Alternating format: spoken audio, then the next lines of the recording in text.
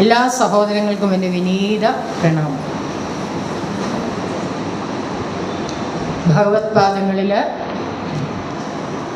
സമസ്തവും അർപ്പിച്ചുകൊണ്ട് ഇന്നത്തെ ക്ലാസ് ജനനി നവരത്ന മഞ്ചരിയാണ്.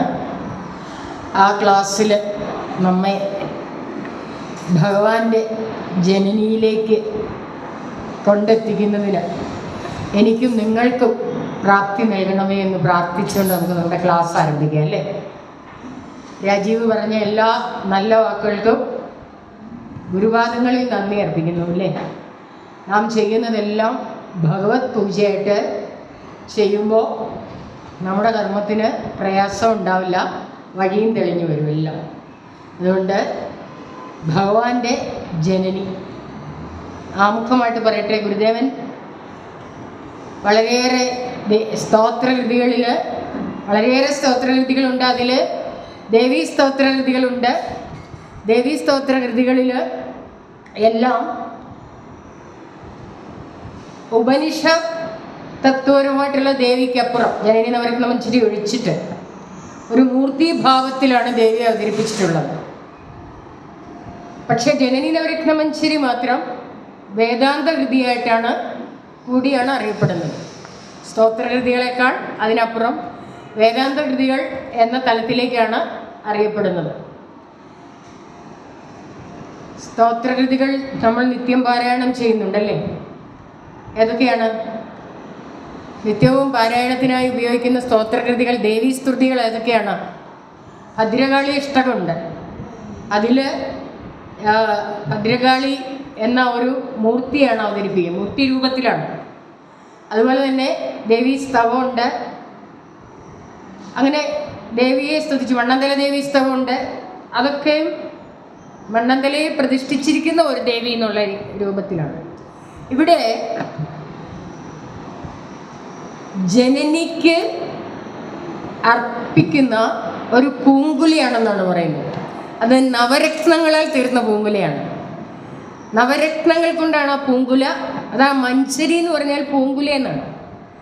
9 രത്നങ്ങൾ കൊണ്ട് തീർത്ത പൂങ്കുലയാണ് തൃപ്പാദങ്ങൾ ജനനിക്ക് സമർപ്പിക്കുന്നത്. അത് തന്നെ ഇന്നത്തെ ശാരദാ മഠം ഇരിക്കുന്ന സ്ഥലത്ത് ശാരദാദേവിയെ പ്രതിഷ്ഠിച്ചിരിക്കുന്ന ആ സന്നിധി, അവിടെ വെച്ചാണ് 1984 മലയാള മാസം 1984 ചിങ്ങമാസം 26-ാം തീയതി, അന്ന് ചതയ നക്ഷത്രമായിരുന്നു. ആ ചിങ്ങ 26-നായിരുന്നു ആ മാസത്തെ ചതയം. അപ്പം അത് ഗുരുവിൻ്റെ പിറന്നാളാണല്ലേ. ആ പിറന്നാൾ നിലത്തിനാണ് ഈ കൃതി അവിടുത്തെ കണ്ഠത്തിൽ നിന്നും ഒഴുകി വന്നത് എന്നാണ് പറയപ്പെടുന്നത്. അതിനുശേഷം പിന്നെയും വർഷങ്ങൾ കഴിഞ്ഞു. അവിടെയാണ് ശിലാസ്ഥാപനത്തെ തുടർന്നും എന്ന് പറയപ്പെടുന്നുണ്ട്. ശിലാസ്ഥാപനം നടത്തിയിട്ട് വർഷങ്ങൾക്ക് ശേഷമാണ് പ്രതിഷ്ഠയൊക്കെ നടക്കുന്നത്. അത് നിങ്ങൾ ഇപ്പോൾ രാജീവ് ഇവിടെ സംഭാഷണം ചെയ്തത് വായിച്ചറിഞ്ഞ അറിവുകൾ നിങ്ങൾക്ക് പകർന്നു തരികയാണ്. എന്നതുപോലെ പല പുസ്തകങ്ങളുണ്ട് ആ പ്രതിഷ്ഠാകർമ്മത്തെക്കുറിച്ചൊക്കെ വിവരിക്കുന്ന, അന്നത്തെ കാലത്ത് വിവരിക്കുന്ന പല പുസ്തകങ്ങളുണ്ട്. അതൊക്കെ വായിച്ച് ആ അറിവുകളൊക്കെ നേടുക. അപ്പം നമുക്ക് ഇവിടുത്തെ വിഷയം അതല്ലാത്തത് കൊണ്ട് ഞാൻ അതിലേക്ക് കൂടുതൽ പോകുന്നില്ല. ആ സന്നിധിയിലാണ് പ്രതിഷ്ഠ നടത്തിയിട്ടുള്ളത്. പ്രതിഷ്ഠയ്ക്കേറെ പ്രത്യേകതകളുണ്ട്, ക്ഷേത്രത്തിനേറെ പ്രത്യേകതകളുണ്ട്. അപ്പോൾ അതെല്ലാം കൂടെ വെച്ച് മനസ്സിലാക്കുമ്പോൾ നമുക്ക് ജനനിയുടെ മഹത്വം കുറേയേറെ അറിയാൻ സാധിക്കും.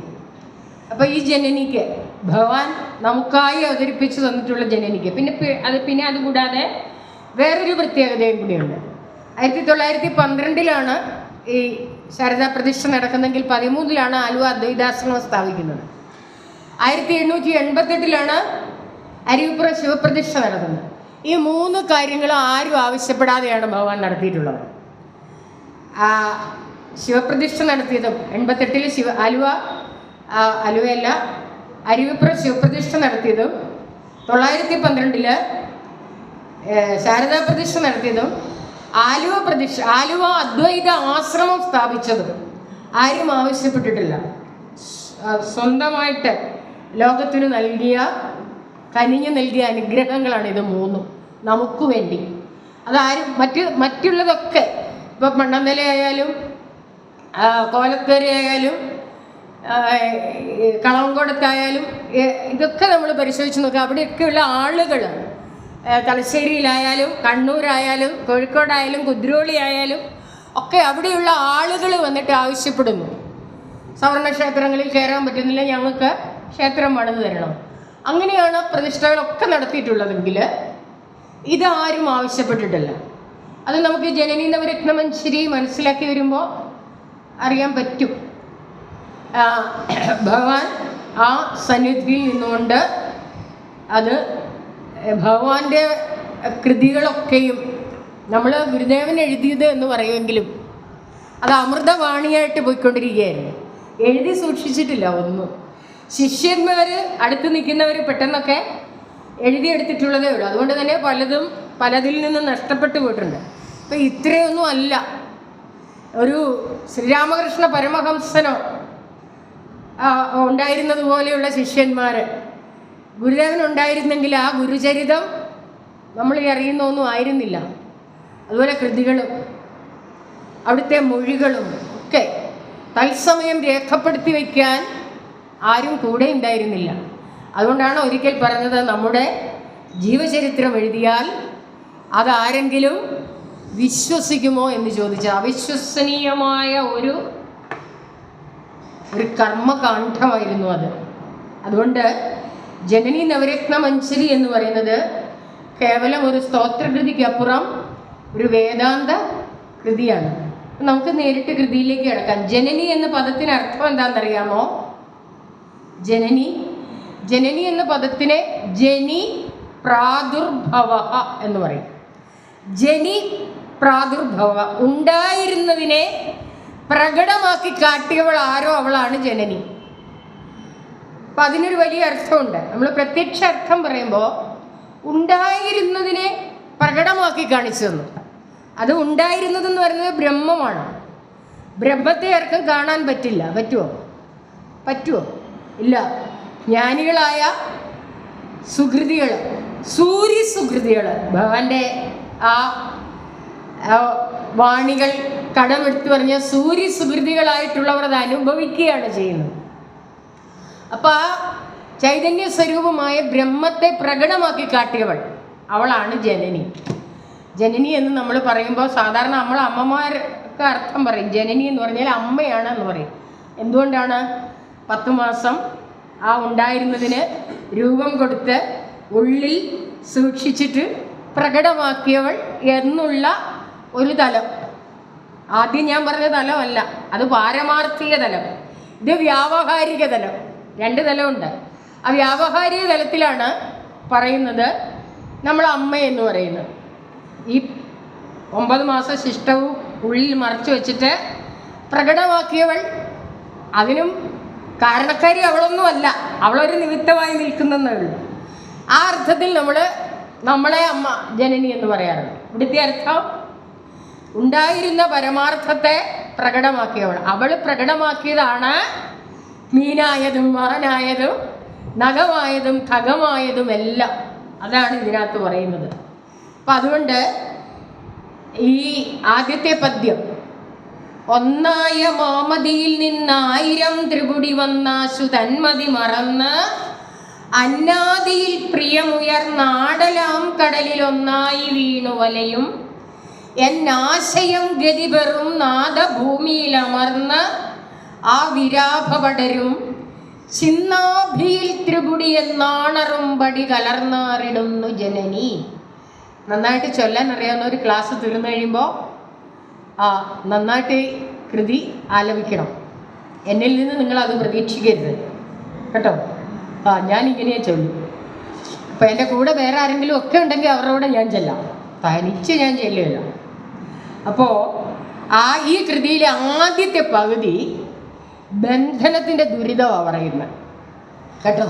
ഈ ലോകത്തിലേക്ക് വന്ന് വീണ നമ്മൾ കർമ്മപാശത്താൽ ബന്ധിക്കപ്പെട്ടവരായിത്തീരുന്നു. ആ കർമ്മപാശ ബന്ധനത്തിൻ്റെ ദുരിതത്തെക്കുറിച്ചാണ് പറയുന്നത്. രണ്ടാമത്തെ പകുതിയിലോ മോക്ഷത്തിൻ്റെ ആനന്ദവും പറയുന്നു. രണ്ടാമത്തെ പകുതിയിൽ മോക്ഷത്തിൻ്റെ ആനന്ദത്തെക്കുറിച്ചാണ് പറയുന്നത്. ആദ്യത്തെ പകുതി പറയുന്നത് ഈ ഒന്നായ മാമതിയിൽ നിന്ന് 1000 ത്രിപുടി വന്നാശു തന്മതി മറന്ന് അന്നാദിയിൽ പ്രിയമുയർന്നു. അതുകൊണ്ട് എനിക്ക് ആടലാം കടലിൽ വീണ് വലയേണ്ടി വന്നു. ആടലാം കടലെന്ന് പറഞ്ഞാൽ, ആടൽ എന്ന് പറഞ്ഞാൽ എന്താണ്? ദുഃഖം എന്നാണ് അല്ലേ? ദുഃഖസമുദ്രത്തിൽ വീണ് വലയേണ്ടി വന്നു. എന്താണ് അതിന് കാരണം? മതി എന്ന് പറഞ്ഞാൽ എന്താ അർത്ഥം? മതി ആർത്തിയോ? ബുദ്ധി. മതി എന്ന് പറഞ്ഞാൽ ബുദ്ധി എന്നാണ്. നമ്മൾ ഭക്ഷണമൊക്കെ വിളമ്പുമ്പം മതി മതി എനിക്കിനി വേണ്ടാന്ന് പറയില്ലേ? ആ മതിയല്ല, മതി എന്ന് പറഞ്ഞാൽ ബുദ്ധി. അതുകൊണ്ടാണ് നമ്മുടെ പൂർവികര് പെൺകുട്ടികൾക്ക് സുമതി എന്ന് പേരിട്ടില്ലേ? ഇല്ലേ? അതിനർത്ഥം എന്താണ്? തെളിഞ്ഞ ബുദ്ധിയുള്ളവൾ എന്നാണ്. പേരേതാണേലും ഇവള് കെടുമതിയായിരിക്കും. പക്ഷേ ബുദ്ധിമാന്മാരായ നമ്മുടെ പൂർവ്വസൂരികൾ പേരിട്ടെന്ത്? സുമതി, തെളിഞ്ഞ ബുദ്ധിയുള്ളവൾ. മതി എന്ന് പറഞ്ഞാൽ ബുദ്ധി എന്നാണ്. അപ്പൊ ഇവിടെ പറയുകയാണ് മാമതി എന്ന് പറഞ്ഞാലോ? മാമതി എന്ന് പറഞ്ഞാൽ മഹത്തായ ബുദ്ധി, മഹാബുദ്ധി എന്നാണ് അർത്ഥം കേട്ടോ. അന്ന് പറഞ്ഞാൽ മഹാജ്ഞാനം. മാമതി മഹാജ്ഞാനം കേട്ടോ. അതുപോലെ ഒന്നായ മാമതി എന്ന് പറഞ്ഞാൽ ഒന്നു മാത്രമായ അറിവ്. ഒന്നു മാത്രമായ അറിവ്. ഇവിടെ അറിവ് എന്ന് പറയുമ്പോൾ ഞാൻ മുമ്പേ പറഞ്ഞതുപോലെ സാധാരണമായ ഒരു വസ്തുവിനെ കുറിച്ച് നമുക്കുള്ള അറിവ് എന്നല്ല കേട്ടോ. ഭഗവാന്റെ ജനനി നവരത്ന മഞ്ജരി ഉൾപ്പെടെയുള്ള പല കൃതികളിലും അറിവെന്ന പദം നമ്മൾ കേൾക്കാറുണ്ട്. അറിവെന്നൊരു കൃതി തന്നെ അവിടെ നിന്ന് എഴുതിയിട്ടുണ്ട് അല്ലേ? നിങ്ങൾക്കറിയാം.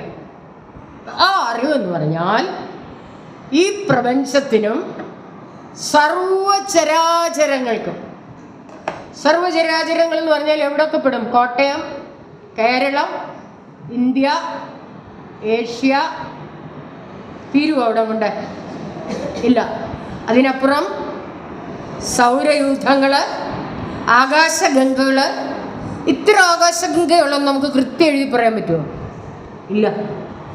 കാരണം നമ്മളുടെ ഈ കൊച്ചു മതിക്കുള്ളിൽ, വളരെ ചെറിയ ബുദ്ധിക്കുള്ളിൽ ഒതുങ്ങുന്ന കാര്യം നമുക്ക് പറയാൻ പറ്റുള്ളൂ. അതിന് പരിമിതിയുണ്ട്. പരിമിതമായ ബുദ്ധിക്കുള്ളിൽ ഒതുങ്ങുന്നതല്ല ആ മാമതി. അത് മഹത്തായ അറിവാണ്. അത് ഇത്രേ ഉള്ളൂ എന്ന് നമുക്ക് പറയാൻ പറ്റില്ല. അപ്പം നമ്മുടെ ബുദ്ധിക്കുള്ളിൽ നമുക്കറിയാൻ പറ്റുന്ന കാര്യങ്ങളൊക്കെ അതിനപ്പുറവുമുണ്ട്. ആകാശഗംഗകളെന്ന് പറഞ്ഞാൽ ശാസ്ത്രജ്ഞന്മാർ പറയുന്നു കോടാനുകോടി ആകാശഗംഗകളുണ്ട് ഈ പ്രപഞ്ചത്തിലെന്ന്. കോടാനുകോടി ആകാശഗംഗകൾ. അതിലൊരു ആകാശഗംഗയിലെ, ഒരു സൗരയൂഥത്തിലെ, ഒരു ഭൂമിയിലെ 2 ജലാശയവും 1 കരയും. അങ്ങനെയല്ലേ?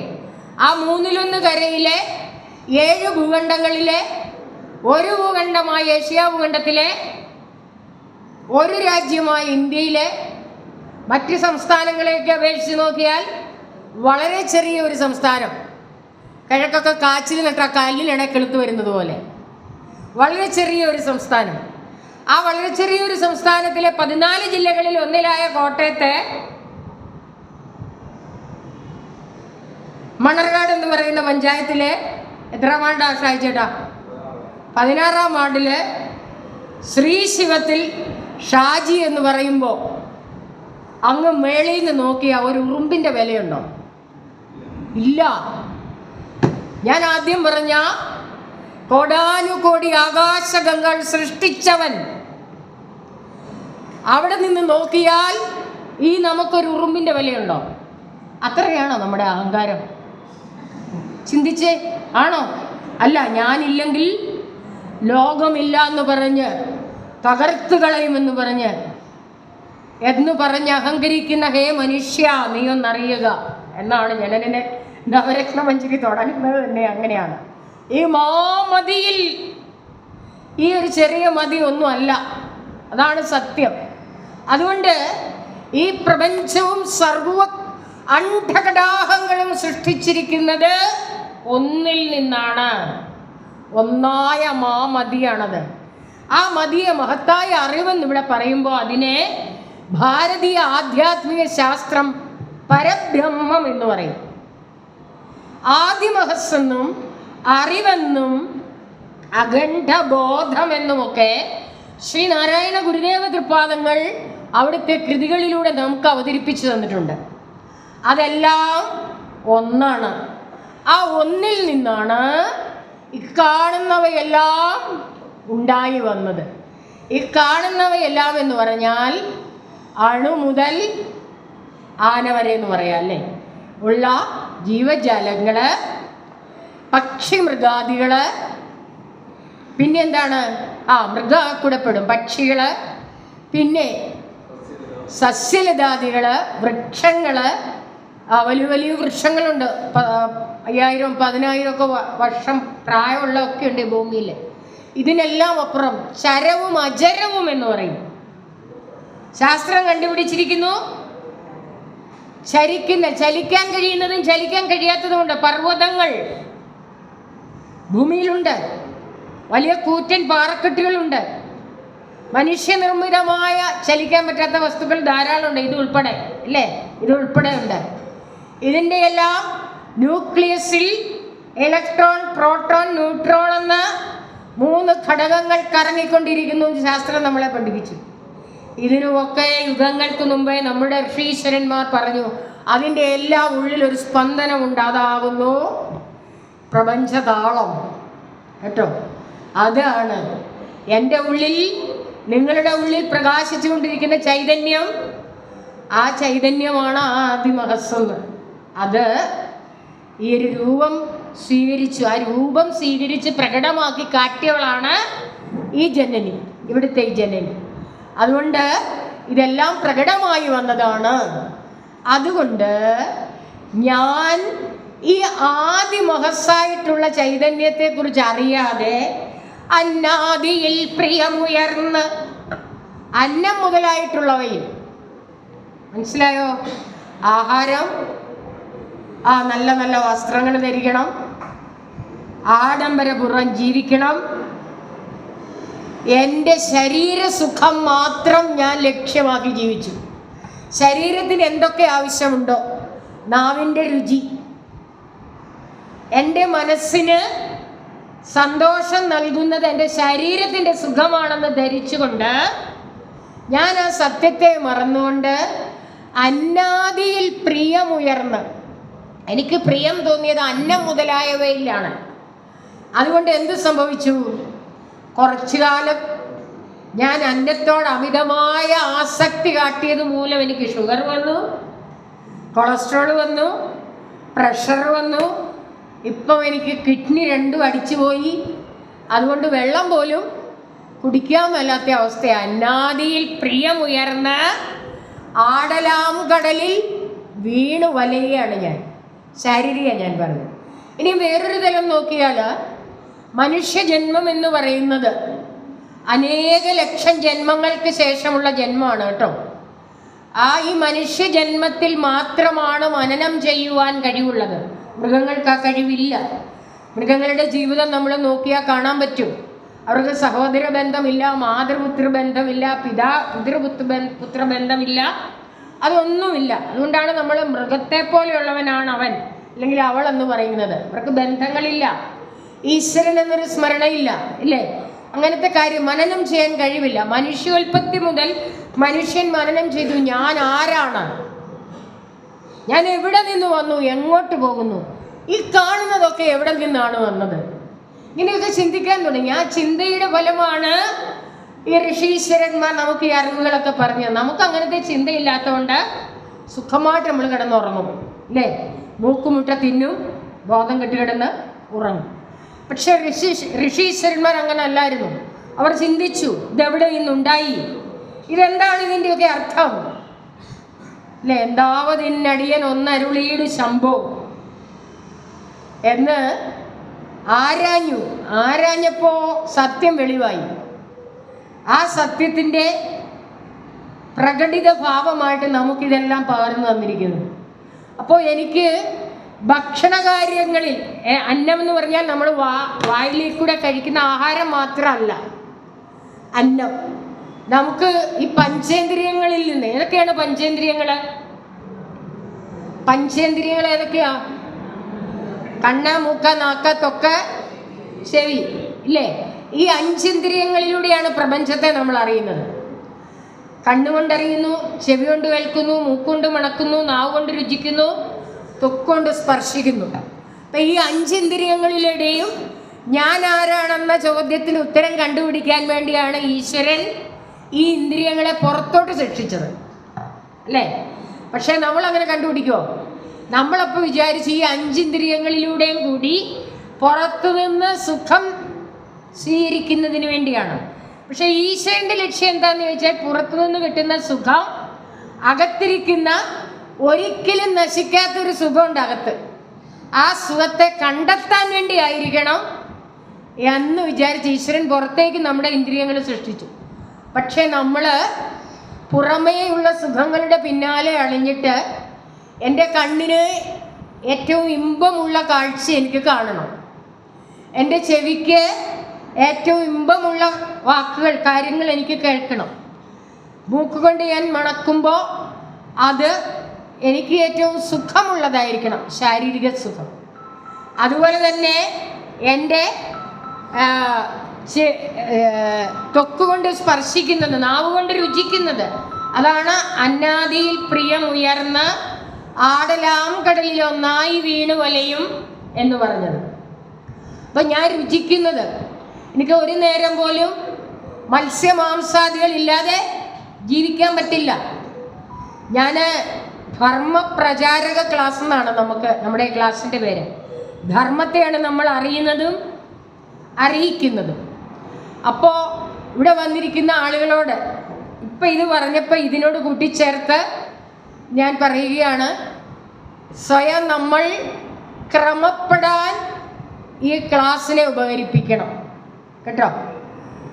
ഈ പഞ്ചേന്ദ്രിയങ്ങളിലൂടെ ലഭിക്കുന്ന അറിവ് എന്നെ ക്രമപ്പെടുത്താൻ കൂടി വേണം ഞാൻ പ്രയോജനപ്പെടുത്തേണ്ടത്. അപ്പോൾ എൻ്റെ നാവിനെ ഞാൻ നിയന്ത്രിക്കണം. വേണ്ടേ? അല്ലെ നമ്മളോട് ആൾക്കാർ ചോദിക്കും, നീ എന്തിനാ ക്ലാസ്സിന് പോകുന്നത്? പല ശാഖകളിൽ നിന്ന് ഞങ്ങളോട് ഇപ്പോൾ ചോദിക്കുന്നുണ്ട് അങ്ങനെ ചോദ്യം. എന്തിനാ വെറുതെ 1.5-2 വർഷം നഷ്ടപ്പെടുത്തി കളഞ്ഞത്? ചിലരെ കുറിച്ചെങ്കിലും ചോദിക്കാറുണ്ട്. അപ്പോൾ അങ്ങനെ ചോദിക്കാൻ ഇടയാക്കരുത്. പലപ്പോഴും ഈ ക്ലാസ്സിൽ പഠിച്ചിട്ടിറങ്ങുന്നവരായിരിക്കില്ല നമ്മുടെ ശാഖാഭാരവാഹികളും നമ്മുടെ ക്ഷേത്രത്തിലെ ശാന്തി ഉൾപ്പെടെയുള്ള ആളുകളും. ഇത് നിത്യം ഒരു പരാതി ആയതുകൊണ്ട് എനിക്ക് അവസരം കിട്ടിയതുകൊണ്ട് ഞാൻ പറയുകയാണ്. അവരൊന്നും യഥാർത്ഥമായ രീതിയിൽ ക്ലാസ്സിൽ പഠനം നടത്തിയിട്ട് വന്ന് ഭാരവാഹിത്വം ഏറ്റവരും ക്ഷേത്രത്തിൽ പൂജാരികളായവരും ഒന്നും ആയിരിക്കില്ല. ഇപ്പോഴും പല പൂജാരികളും ഗുരുപുഷ്പാഞ്ജലി മന്ത്രം ചെല്ലുമ്പോൾ തെറ്റാറുണ്ട്, നമ്മളത് കേൾക്കാറുമുണ്ട്. പക്ഷെ ഉടനെ ഓടിപ്പോയി അവരെ തിരുത്തുകയോ സമൂഹ മധ്യത്തിൽ വെച്ച് കുറ്റം പറയുകയോ ചെയ്യുന്നത് ഇതുപോലെ ധർമ്മപ്രചാരക ക്ലാസ്സിൽ പഠിച്ചു പോയവർക്ക് ഒരിക്കലും അഭികാമ്യമല്ല. മനസ്സിലാക്കണം. അത് നമ്മൾ അങ്ങനെ പറയുന്നുണ്ടെങ്കിൽ രഹസ്യമായിട്ട് പറയുന്ന ആളും കേൾക്കുന്ന ആളും മാത്രമേ അറിയാവുള്ളൂ, വേറൊരാളും മൂന്നാമത് അറിയാൻ പാടില്ല. അതും പറഞ്ഞ് തിരുത്താൻ പറ്റുന്ന ആളുകളാണെങ്കിൽ മാത്രം. അതല്ലെങ്കിൽ പല സ്ഥലത്തും മൗനം വിദ്വാനുഭൂഷണം എന്ന് വിചാരിക്കുക. ഞാൻ സർവജ്ഞപീഠം കയറിയ ആളാണ് എന്നുള്ള ഭാവം വേണ്ട. അറിവ് കൂടുന്തോറും എന്തു വേണം? വിനയം കൂടണം. ഗുരു ധർമ്മം, ശ്രീനാരായണ ധർമ്മം പഠിക്കുന്ന ഒരു പഠിതാവിന് വേണ്ടുന്ന ഏറ്റവും പ്രഥമമായ ഗുണം അതായിരിക്കണം. പഠിക്കും തോറും ശിരസ് കുനിയണം. അതുകൊണ്ട് ക്രമപ്പെടണമെന്ന് പറഞ്ഞത് വാക്ക്, പ്രവൃത്തി, സംസാരം, പെരുമാറ്റം, ഭക്ഷണം, ഇതൊക്കെ ക്രമപ്പെടണം. ഞാൻ എൻ്റെ ഒരു അനുഭവം പറയുകയാണ്. നിങ്ങളുടേത് 15ാം ബാച്ചാണ്. ഒന്നാമത്തെ ബാച്ച് 2002 ഇറങ്ങുന്നത്. അതിറങ്ങിക്കഴിഞ്ഞപ്പോഴത്തെ പ്രഭാഷണകാരിയാണ് രാജീവ് പറഞ്ഞത്. ആ ഒന്നാമത്തെ ബാച്ചിലെ സ്റ്റുഡൻ്റാണ് ഞാൻ, നമ്മുടെ ഈ യൂണിയൻ്റെ. അന്ന് ഞങ്ങളുടെ കൂടെ 75ഓളം ആളുകൾ സർട്ടിഫിക്കറ്റ് വാങ്ങിച്ച് വെളിയിൽ ഇറങ്ങിയിട്ടുണ്ടായിരുന്നു. 75ഓളം ആളുകൾ. പക്ഷേ അന്ന് മുതൽ ഇന്ന് വരെ പ്രഭാഷണ രംഗത്തോ ക്ലാസ്സിനോ പോകുന്നവർ ഈ ഒരു കയ്യിൽ എണ്ണാവുന്ന ആളുകളേ ഉള്ളൂ. അത്രേ ഉള്ളൂ. അതല്ലെങ്കിൽ ഇവിടുന്ന് 2-3 കൂടെ വേണേ എടുക്കാം. അത്രേ ഉള്ളൂ. അതല്ലാതെ ഇല്ല. എന്തുകൊണ്ടാണെന്ന് ചോദിച്ചാൽ ഞാൻ ആദ്യം പറഞ്ഞാണ് കാരണം. ക്രമപ്പെടണം എന്ന് പറയുന്നതിനോട് മത്സ്യമാംസാദികൾ ഉപയോഗിച്ചിട്ട് കുടുംബയോഗങ്ങളിൽ പ്രഭാഷണത്തിന് പോയ ആളുകളെ എനിക്കറിയാം. പക്ഷെ ഞങ്ങൾ ഒന്നിച്ച് ഭക്ഷണം കഴിച്ച് ചില വിരുന്നുകളിൽ നീ ഞാൻ ഇന്നിടത്തോട്ടാണ് പോകുന്നത്, അവിടെ എനിക്കൊരു പ്രഭാഷണമുണ്ട് എന്ന് പറഞ്ഞു. ഞാൻ പറയുന്നു, ഗുരുനാമം ഉച്ചരിക്കാൻ നാവിന് ശുദ്ധി വേണം. നിങ്ങളത് മുഴുവൻ ഇപ്പോഴേ ഉപേക്ഷിക്കണം എന്നല്ല ഞാൻ പറയുന്നത്. പക്ഷേ നിങ്ങൾ ഈ നാമം എടുത്ത് മറ്റുള്ളവർക്കൊരു അറിവായി പകർന്നു കൊടുക്കുന്നുണ്ടെങ്കിൽ അവിടെ എന്ത് വേണം? നാവിന് ശുദ്ധി വേണം കേട്ടോ. ക്രമപ്പെടൽ എന്ന് പറഞ്ഞത് അതാണ്. അതുപോലെ തന്നെ നമ്മൾ പ്രഭാഷണത്തിനൊരിടത്ത് പോയാൽ പലതരത്തിലുള്ള ആളുകളുണ്ടാവും. ഇപ്പം രാജീവ് പറഞ്ഞതുപോലെ 30കളിൽ പ്രായത്തിലാണ് ഞാൻ പ്രഭാഷണ രംഗത്തേക്ക് ഇറങ്ങുന്നത്. എനിക്ക് 30 വയസ്സുള്ള സമയത്താണ്.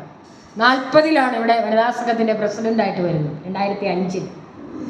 അന്ന് ആ ഫസ്റ്റ് ബാച്ചിലെ ക്ലാസ്സിലെ ആളുകളെ സസൂക്ഷ്മം നിരീക്ഷിച്ചിട്ട് ഇവിടെയുള്ളവരെ നിരീക്ഷിക്കുന്നുണ്ടായി, ഞങ്ങൾക്കറിയില്ലായിരുന്നു. അങ്ങനെ സസൂക്ഷ്മം നിരീക്ഷിച്ചിട്ട് ആ ക്ലാസ്സിൽ നിന്ന് സെലക്ട് ചെയ്യുകയായിരുന്നു ഞങ്ങളുടെ അന്നത്തെ ഭരണസമിതി. ഞാനത് ഓർമ്മയ്ക്ക് പറയുകയാണ്. അപ്പോൾ ആ കാലഘട്ടത്തിലൊക്കെ നമ്മൾ ഓരോ സ്ഥലങ്ങളിൽ പോകുമ്പോൾ നമ്മളെ തിരിച്ച് വീട്ടിൽ കൊണ്ടാക്കുന്നത് ആ ശാഖയുടെ ഭാരവാഹികളാവും. രാത്രിയിൽ ഈ അന്ന് 98 ശാഖകളുണ്ട്, 97 ശാഖകളുണ്ട്. അവിടെയൊക്കെ പ്രോഗ്രാമുണ്ട്. ജനറൽ സെക്രട്ടറി വരുന്ന പ്രോഗ്രാമൊക്കെ 10 മണി കഴിയും തീരുമ്പോൾ. AG സാർ അന്ന് സെക്രട്ടറി ആയിരിക്കുമ്പോൾ സാറ് പറയും, ശൈലജയെ വീട്ടിൽ കൊണ്ടാക്കിയേക്കണം. ആ സ്ത്രീകൾ ഉൾപ്പെടെയുള്ള ഭാരവാഹികളെ കൂട്ടിച്ചോണ്ടാണ് അന്നത്തെ ശാഖാ ഭാരവാഹികൾ എന്നെ എൻ്റെ വീട്ടിൽ കൊണ്ടാക്കുന്നത്. അഭിമാനത്തോടെ പറയുകയാണ്. ഈ സംഘടനയിൽ നമ്മൾ നിൽക്കേണ്ടിടത്ത് നിന്ന് പ്രവർത്തിച്ചാൽ എന്നും നമ്മുടെ സഹോദരങ്ങളും മാതാപിതാക്കളുമാണ് നമ്മുടെ കൂടെയുള്ളത്. അതുപോലെ നമ്മളെ കാത്തു സംരക്ഷിക്കുന്നവരാണ്. അതുകൊണ്ട് നമ്മൾ ചില കാര്യങ്ങൾ ശ്രദ്ധിക്കണമെന്ന് മാത്രമേ ഞാൻ ഈ അവസരത്തിൽ പറയുന്നു. എവിടെ വേണേലും നമുക്ക് പോകാൻ കയറിച്ചല്ല. ചില കാര്യങ്ങളിൽ നമുക്ക് ശ്രദ്ധയുണ്ടായിരിക്കണം. നമ്മുടെ സഹോദരങ്ങളും മാതാപിതാക്കളുമാണ് ചുറ്റുമുള്ളത്. പക്ഷെ അതിനിടയിലും 1-2 പുഴുക്കുത്തുകൾ കാണും. അത് തിരിച്ചറിയാനുള്ള കഴിവ് നമുക്കുണ്ടായിരിക്കണം. അതുകൊണ്ട് നമ്മൾ ഒരു വ്യക്തി എന്നുള്ള നിലയിൽ ഏതെങ്കിലും തരത്തിൽ മോശപ്പെട്ടു പോയാൽ വ്യക്തിക്കേ മോശം വരുള്ളൂ, അല്ലേ? പക്ഷേ ഒരു സംഘടനയുടെ ക്ലാസിൻ്റെ ഭാഗമായി നിന്ന് ഏതെങ്കിലും ഒരു ന്യൂനത നമ്മുടെ ഭാഗത്തു നിന്നുണ്ടായാൽ ആർക്കാണ് മോശം? ഈ പഠന ക്ലാസ്സിനെ മൊത്തം ബാധിക്കും, സംഘടനയെ മൊത്തം ബാധിക്കും. അതുകൊണ്ട് ക്രമപ്പെടൽ എല്ലാ രംഗത്തും വേണം. ഭക്ഷണം, ഭഗവാൻ ആ ശുദ്ധി പറയുന്നുണ്ട് കേട്ടോ. മുമ്പോട്ട് വരുമ്പോൾ പറയാം. ആദ്യത്തെ ക്ലാസ്സിൽ തന്നെ ഇതെല്ലാം കൂടെ പറഞ്ഞിട്ട് അടുത്ത ക്ലാസ്സിൽ എണ്ണം കുറയണ്ട.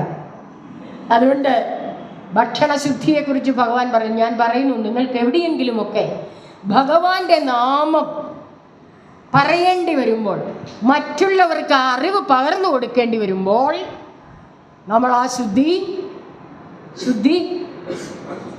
പാലിച്ചിരിക്കണം. അതാണ് ഞാൻ പറഞ്ഞതിൻ്റെ അർത്ഥം. അതുകൊണ്ട് അന്നാദിയിൽ പ്രിയമുയർന്ന് അതിനുവേണ്ടി മാത്രം ജീവിച്ചാൽ ദുഃഖമായിരിക്കും ഫലമെന്ന് എനിക്ക് നിങ്ങൾക്കൊക്കെ പറയാം. അങ്ങനെ ഞാൻ ജീവിച്ചത് കൊണ്ട് എന്തു പറ്റി? തന്മതി മറന്ന് എൻ്റെ യഥാർത്ഥ സ്വരൂപം ഞാൻ വിസ്മരിച്ചു പോയി. ഞാൻ വിചാരിച്ചു ശൈലജയാണ് ഞാനെന്ന്. അതുകൊണ്ട് ശൈലജയുടെ നാവിന് ഇഷ്ടമുള്ളതെല്ലാം ഞാൻ കഴിച്ചു.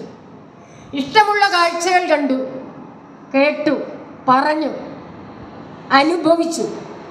പക്ഷെ എൻ്റെ ഉള്ളിലിരുന്നു കൊണ്ട് എന്നെ പ്രവർത്തിപ്പിക്കുന്ന തന്മതി, ആ വലിയ മതി, അതെന്താണെന്ന് എനിക്കറിയാൻ പറ്റിയില്ല. ഞാൻ കരുതി എൻ്റെ കണ്ണിന് ഈ നല്ല കാഴ്ച നൽകിയിരിക്കുന്നത്, എൻ്റെ ബുദ്ധിക്ക് തെളിച്ചം നൽകിയിരിക്കുന്നത്, എൻ്റെ നാവിന് നല്ല രുചി നൽകിയത്, പഞ്ചേന്ദ്രിയങ്ങളിലൂടെ എനിക്ക് ലഭിക്കുന്ന അറിവുകൾ ആകുന്ന അന്നം രുചിയോടെ ഞാൻ അനുഭവിക്കുന്നത് എൻ്റെ ശരീരത്തിൻ്റെ മെടുക്കൊണ്ടാണെന്ന് കരുതി. പക്ഷേ ആ അറിവ് എന്നെ ദുഃഖക്കടലിൽ കൊണ്ടാക്കി. എനിക്ക് യഥാർത്ഥ വസ്തുത മനസ്സിലാക്കാൻ കഴിഞ്ഞില്ല. അതുകൊണ്ട് ഞാൻ ആടലാം കടലിൽ വീണു വലഞ്ഞു. ഈ ജഡവസ്തുക്കളിലാണ് എനിക്ക് താല്പര്യമുണ്ടായത്. ആടലാം കടൽ എന്ന് പറഞ്ഞാൽ മുമ്പേ പറഞ്ഞ ദുഃഖസമുദ്രം എന്നാണ്. അതുകൊണ്ട് എന്ത് സംഭവിച്ചു? എൻ്റെ മനസ്സ് ഗതി വെറും എന്ന് പറഞ്ഞാൽ ലക്ഷ്യം കാണിച്ചു തരുന്ന ആ നാദഭൂമിയിൽ, നാദഭൂമി എന്ന് പറഞ്ഞാൽ പദത്തിനർത്ഥം അനാഹത ധ്വനിമണ്ഡലം എന്നാണ്. നാദഭൂമി, അനാഹത ധ്വനിമണ്ഡലം എന്ന് പറയും. അതായത് നമ്മുടെ ശരീരത്തിൽ മൂലാധാരം മുതൽ 6 ചക്രങ്ങളുണ്ട് എന്ന് പറയും. മൂലാധാരം എന്ന് പറയുന്നത് നട്ടലിന് താഴ്ഭാഗമാണ്. അതൊരു തന്ത്രശാസ്ത്രത്തിൽ പറയുന്നതാണ്. നിങ്ങൾക്ക് അതിനെക്കുറിച്ച് കൂടുതൽ മനസ്സിലാക്കണമെങ്കിൽ കുണ്ടലിനി പാട്ടിൻ്റെ അർത്ഥം ഒന്ന് നോക്കിയാൽ മതി കേട്ടോ. കുണ്ടലിനി പാട്ടിൽ അതിനെക്കുറിച്ച് പറയുന്നുണ്ട്. അപ്പം മൂലാധാരം, സ്വാധിഷ്ഠാനം, മണിപൂരകം എന്ന് തുടങ്ങി അനാഹതം, ആജ്ഞ, അങ്ങനെ 6 ചക്രങ്ങളുണ്ട് നമുക്ക്. ഈ 6 ചക്രങ്ങളിലൂടെ സഞ്ചരിച്ച് ഈ ശക്തി സഹസ്രാരപത്മത്തിലെത്തുന്ന ആ കാഴ്ചയാണ്, ആനന്ദ കൂത്താണ് കുണ്ടലിനി പാട്ടിൽ പറയുന്നത്. അതിൽ ഹൃദയപത്മം, ഹൃദയപുണ്ഡരീകം എന്ന് പറയും. അതാണ് അനാഹതം എന്ന് പറയുന്നത്. തന്ത്രശാസ്ത്രത്തിൽ നമ്മളിപ്പോൾ സ്കാൻ ചെയ്യാൻ പോകുമ്പോൾ നമ്മുടെ ഹൃദയത്തിൻ്റെ പ്രവർത്തനങ്ങളെക്കുറിച്ച് നമുക്കറിയാം. ആ ഹൃദയമല്ല ഇവിടെ പറയും. തന്ത്രശാസ്ത്രത്തിൽ ഒരു ഹൃദയം പറയുന്നത് വലതുവശത്താണ്. ഹൃദയ മധ്യം വലതുവശത്തായിട്ട് വരും, മധ്യത്തിൽ. ആ ഹൃദയത്തിന് പുണ്ഡരീകം എന്നാണ് പറയുന്നത്.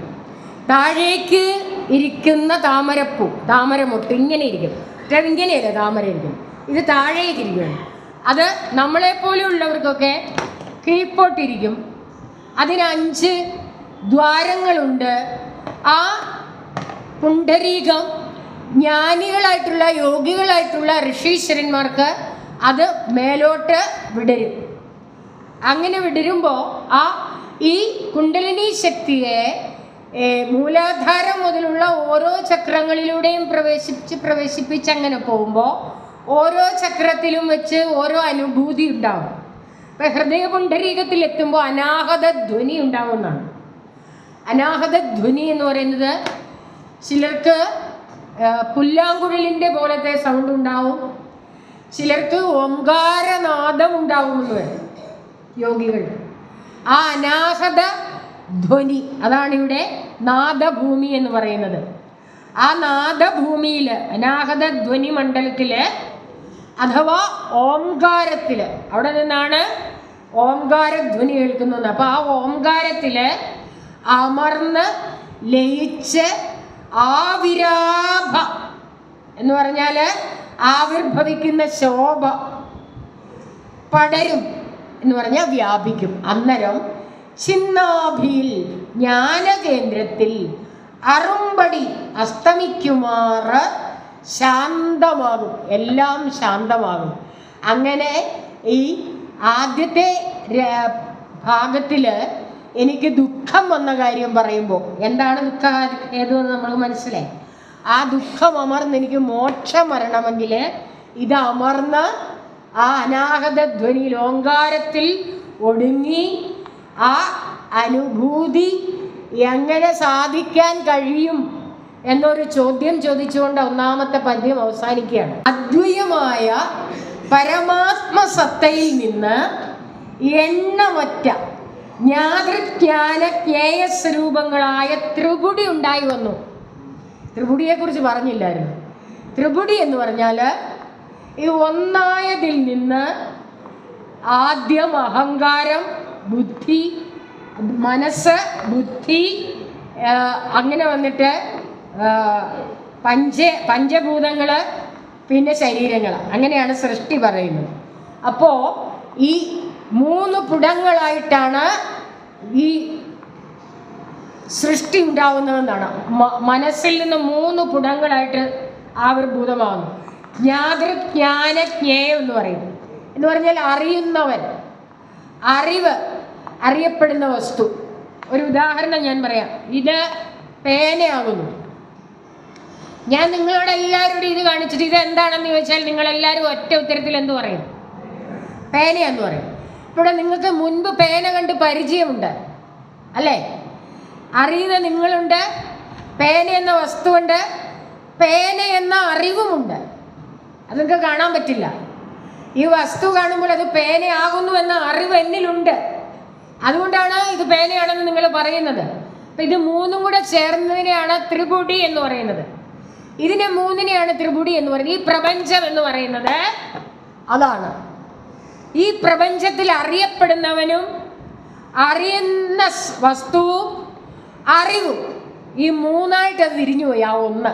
ആ ഒന്നായ മാമതി 3ആയിട്ട് തിരിഞ്ഞു. ആ 3ആണ് അറിയുന്നവൻ, അറിയപ്പെടുന്ന വസ്തു, അറിവ്. ഈ 3ഉം കൂടെ ചെന്ന് ലയിക്കുന്നതുമാണ് ഗതി വെറും നാദഭൂമി. ഇപ്പം നമ്മൾ ഈ 3ആയിട്ടാണ് നിൽക്കുന്നത്. ഈ പ്രപഞ്ചത്തെ നമുക്ക് അറിയണമെങ്കിൽ ഞാനും, അറിയപ്പെടുന്ന വസ്തുവും, അറിവും. ഇത് 3ഉം ഉണ്ടെങ്കിലേ അറിവ് പൂർണ്ണമാവുകയുള്ളൂ. ഒന്നായിട്ട് നിന്നാൽ അറിവ് പൂർണ്ണമാവില്ല. അപ്പോൾ അത് 3ഉം കൂടെ ചേരുന്നതാണ് യഥാർത്ഥ അറിവ്. അതിലേക്ക് ചെന്ന് കഴിയുമ്പോൾ ത്രിപുടി ഇല്ല, 3 പുടങ്ങളില്ല. അത് നമുക്ക് കൂടുതലായിട്ട് മനസ്സിലാകണമെങ്കിൽ കൂടുതൽ നമ്മൾ പഠിക്കണം. ഇത് ജ്ഞാന ജ്ഞേയം, അറിവ്, അറിയപ്പെടുന്ന വസ്തു, അറിയുന്നവൻ. ഇത് 3ഉം ഭഗവാന്റെ പല കൃതികളിലുണ്ട്. ഇത് 3ഉം ഗതി വെറും നാദഭൂമിയിൽ അമർന്ന് 3ഇല്ലാതെ ഒന്നായി എന്നാണ് എനിക്ക് ആ സുഖം അനുഭവിക്കാൻ കഴിയുക. അതാണ് ചോദ്യം. അപ്പോൾ ആ ത്രിപുടികൾ ഉണ്ടായി വന്നു. ത്രിപുടി ഉണ്ടായി വന്നു.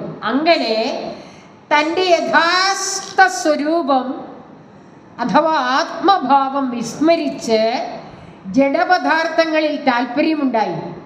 ഇങ്ങനെ യഥാർത്ഥമായ വസ്തുത മറന്നിട്ട് ഞാൻ എൻ്റെ യഥാർത്ഥ സ്വരൂപത്തെ അറിയാതെ ജഡപദാർത്ഥങ്ങളാണ് നമുക്ക് കണ്ണുകളിലൂടെയും പഞ്ചേന്ദ്രിയങ്ങളിലൂടെ ലഭിക്കുന്ന അറിവും അന്നമാണെന്ന് ഞാൻ പറഞ്ഞു അല്ലേ? അതൊക്കെയും ഞാൻ തേടി നടന്നത് എനിക്ക് സുഖം നൽകുന്ന എന്ന് ഞാൻ കരുതുന്ന യഥാർത്ഥമായ സുഖത്തെ മറന്നിട്ട് എനിക്ക് സുഖം നൽകുന്ന കാഴ്ച കാണണം, കേൾവി കേൾക്കണം, രുചിക്കണം, പറയണം, സ്പർശിക്കണം എന്ന അറിവിൽ ഞാൻ അലഞ്ഞതുകൊണ്ട് എന്ന് പറഞ്ഞാൽ പുറത്തുകൂടി ഞാൻ അലഞ്ഞതുകൊണ്ട് അകത്ത് ഇരിക്കുന്ന യഥാർത്ഥമായ വസ്തുതയെ ഞാൻ അറിഞ്ഞില്ല. അതുകൊണ്ടാണ് ആത്മോപദേശതകം പറയുന്നത് കിളികളെ 5ഉം അരിഞ്ഞ് കീഴ്മറിക്കണം. പുറത്തോട്ട് നോക്കിയിരിക്കുന്ന ഈ കിളികളെ 5നെയും അരിഞ്ഞ് കീഴ്മറിക്കണം. കീഴ്മറിക്കുന്നു പറഞ്ഞാൽ പുറത്തിരിക്കുന്നതിനെ അകത്തോട്ടാക്കണം. അപ്പോൾ കാണാം യഥാർത്ഥ കാര്യമെന്ന്. ആ കാര്യമാണ് ഇവിടെ പറയുന്നത് കേട്ടോ. ഇപ്പോൾ ഇച്ചിരി മനസ്സിലായോ അതെന്താണെന്ന്? അതുകൊണ്ട് ഈ താല്പര്യം മൂലം ഞാൻ ദുഃഖസമുദ്രത്തിൽ വീണുപോയി.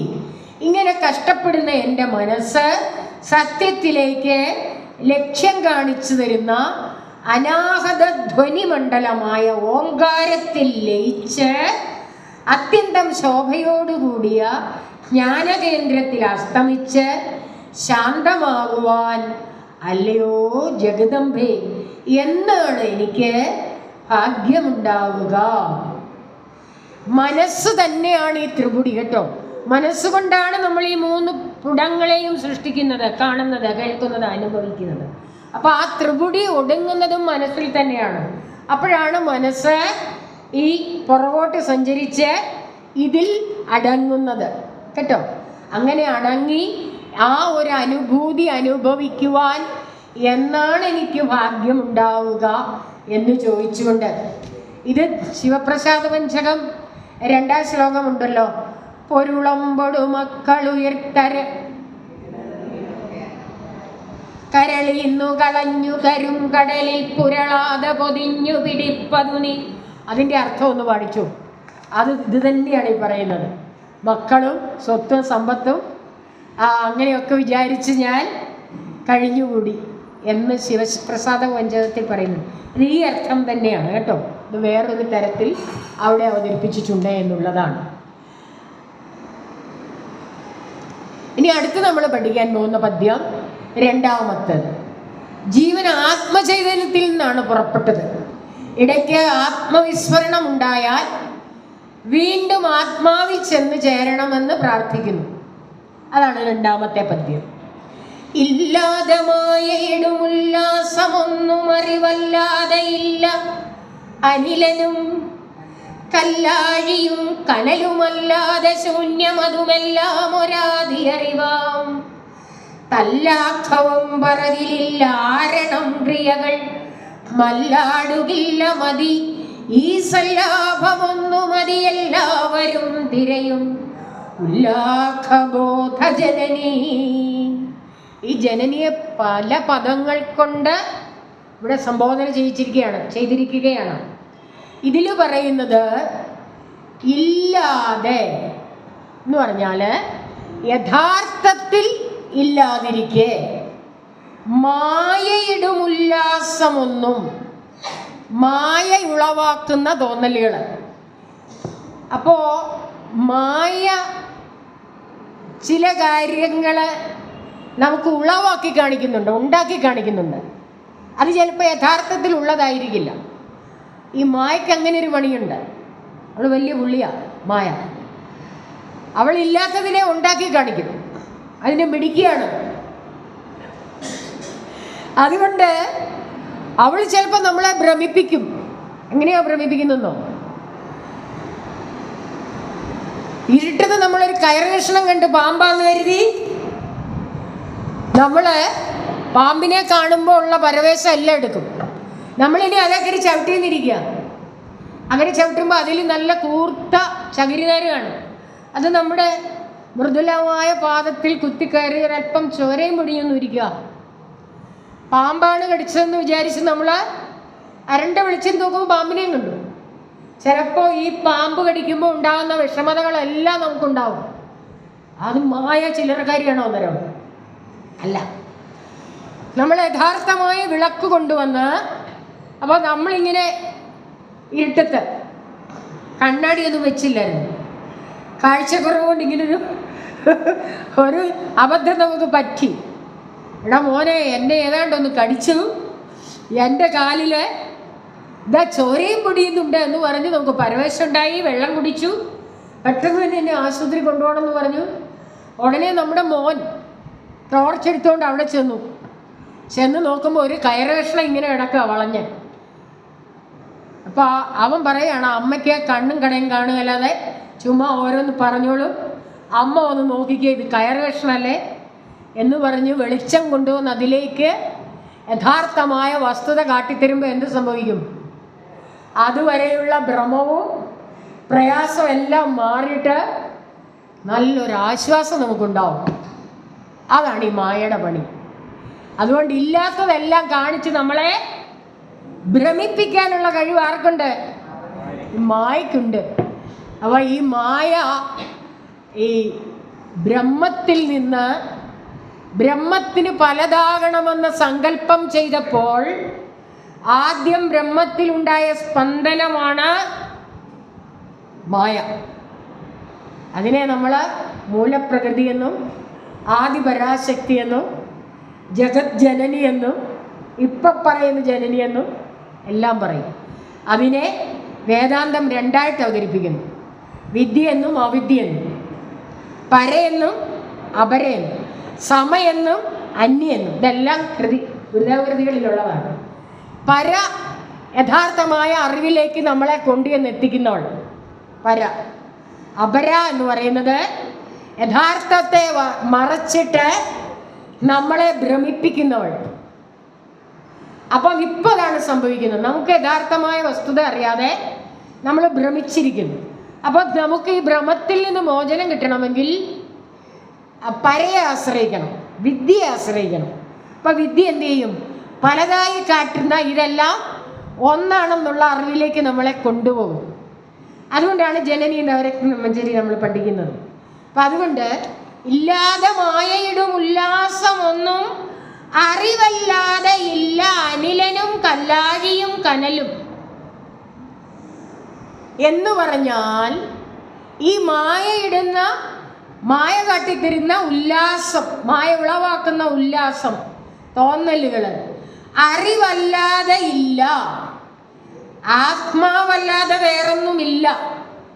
ഈ സൃഷ്ടി മുഴുവൻ സ്പന്ദിച്ചുയർന്ന് പ്രകടമായി നിൽക്കുന്നത് ആ യഥാർത്ഥമായ വസ്തുതയിലാണ്. ആ വസ്തുതയെ മറച്ച് ആവരണം ചെയ്തു, മറച്ചിട്ട് ഇല്ലാത്തതിനെ പ്രകടമാക്കി കാണിച്ച് അതിലിട്ട് നമ്മളെ വലയ്ക്കുകയാണ് ഇവൾ. അതുകൊണ്ട് യഥാർത്ഥമായ വസ്തുത എനിക്ക് അറിയാൻ പറ്റുന്നില്ല. എന്നിട്ട് പറയുന്നു അനിലെന്ന് പറഞ്ഞാൽ വായു, കല്ലെന്ന് ഇവിടെ പറഞ്ഞിരിക്കുന്ന ഭൂമിയാണ്, ഭൂമി.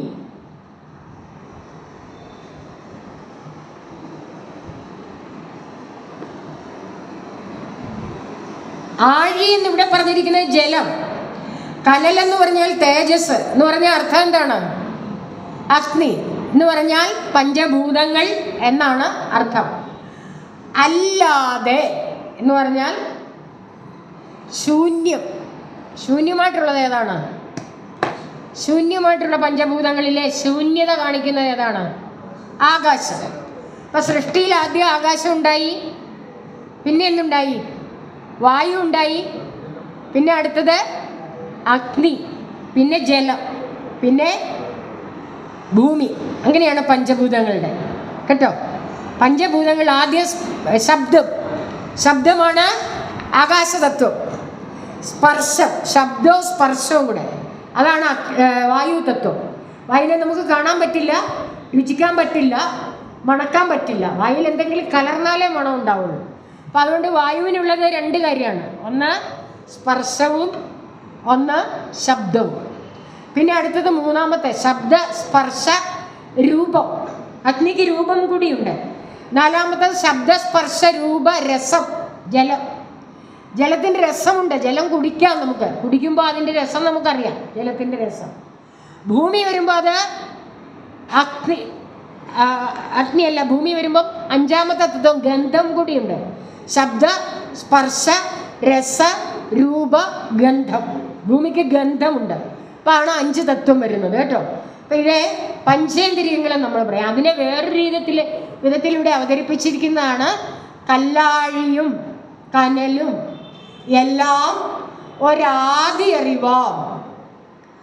എല്ലാം ഒരു പരമാത്മ സത്ത തന്നെയാണ്. അപ്പം ആ പരമാത്മ സത്തയിൽ, അഖണ്ഡബോധത്തിൽ, ഇവിടെ നമ്മൾ തുടങ്ങിയപ്പോൾ പറഞ്ഞ അറിവിലാണ് ഇതെല്ലാം പ്രകടമായത് കേട്ടോ. ഇതെല്ലാം പ്രകടമായത് അറിവിലാണ്. ആ അറിവിലാണ് ഈ പഞ്ചഭൂതങ്ങൾ പ്രകടമായി. പിന്നീട് ഇങ്ങോട്ട് സൃഷ്ടമായിട്ടുള്ളതെല്ലാം പ്രകടമായത് ഇതിലാണ്. അങ്ങനെ പറയുമ്പോൾ ഈ ബ്രഹ്മത്തിൽ പലതാകണമെന്ന സങ്കല്പം ഉണ്ടാവുകയും ആ സങ്കല്പം ഒരു സ്പന്ദനമായി തീരുകയും ആ സ്പന്ദനമാണ് ശക്തിയായി തീർന്നത്. ആ ശക്തിയാണ് നമ്മൾ ഈ മായ, ജനനി എന്നൊക്കെ പറയുന്നത്. ആ ശക്തി ആദ്യം ഉണ്ടാക്കിയ സൃഷ്ടിയാണ് ശാസ്ത്രം അതിൻ്റെ സൗണ്ട് എനർജി എന്ന് പറയും. സൗണ്ട് എനർജിയാണ് ആ പ്രപഞ്ചത്തിൽ ആദ്യം ഉണ്ടായെന്ന് പറയും.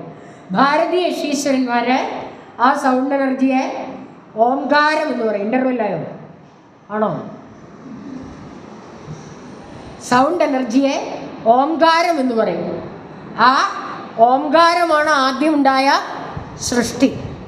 ശബ്ദമാണ്, ശബ്ദം ഓംകാരമാണെന്ന് നമ്മുടെ ഋഷീശ്വരന്മാർ പറയും. അതുകൊണ്ടാണ് ഓമെന്ന് തൊട്ട് ഒരു കോടി മന്ത്രപ്പൊരുൾ നാം എന്നറിഞ്ഞു കൊണ്ടാടു പാമ്പേ. നമ്മൾ പറഞ്ഞു വന്നത് ഈ പഞ്ചഭൂത നിർമ്മിതമായ ഈ അറിവുകളിലേക്ക് നമ്മൾ തിരിഞ്ഞതുകൊണ്ട് പരമാത്മ ചൈതന്യം തന്നെയാണ് ഈ പഞ്ചഭൂതങ്ങളെന്ന് നമുക്കറിയാൻ സാധിച്ചില്ല. ആത്മജ്ഞാനത്തിൻ്റെ ലാളിത്യം അഥവാ ശാന്തി വിവരിക്കുകയാണെങ്കിൽ, അനുഭവിക്കുകയാണെങ്കിൽ, പിന്നെ നമുക്കൊരു കർമ്മവും വേറെ വേണ്ടെന്നുള്ള തലത്തിലെത്തും. ആ ഒരു ശാന്തിയും അനുഭവവും നമ്മുടെ ബുദ്ധിയിൽ യാതൊരു തരത്തിലുള്ള സംഘർഷവും ഉണ്ടാക്കില്ല. ബുദ്ധിക്ക് തെളിച്ചുണ്ടാവും.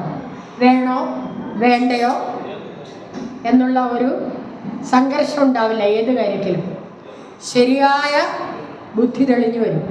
അപ്പോൾ നമ്മുടെ ബുദ്ധിക്ക് തെളിച്ചമുണ്ടാകും. അതുകൊണ്ട് ബുദ്ധിക്ക് യാതൊരു തരത്തിലുള്ള സംഘർഷം ഉണ്ടായില്ല. ബുദ്ധി സ്വച്ഛമായിരിക്കും. എല്ലാവരും അന്വേഷിക്കുന്ന ജ്ഞാനദായിനിയായ അല്ലയോ അമ്മേ, ഈ ഉള്ളവന് ആ ആത്മലാഭം ഒന്നു മാത്രം മതി. അല്ലാതെ ഈ ദുഃഖക്കടലിലേക്ക് നമ്മളെ ആഴ്ത്തുന്ന യാതൊരു ഭൗതികമായ സുഖങ്ങളും എനിക്ക് വേണ്ട.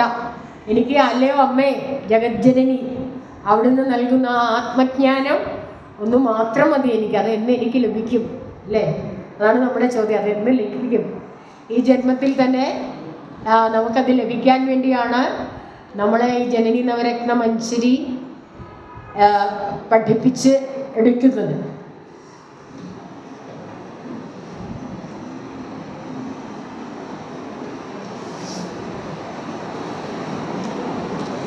അപ്പോൾ നമുക്ക് ആ സാക്ഷാത്കാരത്തിന് 4 മാർഗങ്ങളുണ്ട്. അതിനെ യോഗം, ഭക്തി, കർമ്മം, ജ്ഞാനം എന്ന് പറയും. ഇതിൽ ഏറ്റവും ലാഘവത്തോടു കൂടിയ മാർഗമാണ് ജ്ഞാനമാർഗം. ആ ജ്ഞാനമാർഗമാണ് ഏറ്റവും ഉത്തമമായ മാർഗവും. ദ്രവ്യമായ യജ്ഞത്തെക്കാൾ ജ്ഞാനമയമായ യജ്ഞമാണ് ശ്രേഷ്ഠമെന്ന് നമ്മൾ മനസ്സിലാക്കുക. അപ്പം ദ്രവ്യങ്ങൾ അർപ്പിച്ചുകൊണ്ടേ നമ്മൾ ചെയ്യുന്ന ഒരു യജ്ഞത്തെക്കാൾ ജ്ഞാനം കൊണ്ട് ചെയ്യുന്ന യജ്ഞമാണ് ശ്രേഷ്ഠം. അപ്പോൾ നമ്മളൊരു പൂജ ചെയ്ത് കിട്ടുന്ന അതിനേക്കാൾ ഫലം ഈ ജനനി നവരത്ന മഞ്ജരി അറിഞ്ഞ് പ്രാർത്ഥിക്കുമ്പോൾ കിട്ടും. അത് മനസ്സിലാക്കുക കേട്ടോ. അപ്പോൾ നമുക്ക് 3-ാമത്തെ പദ്യം നോക്കാം.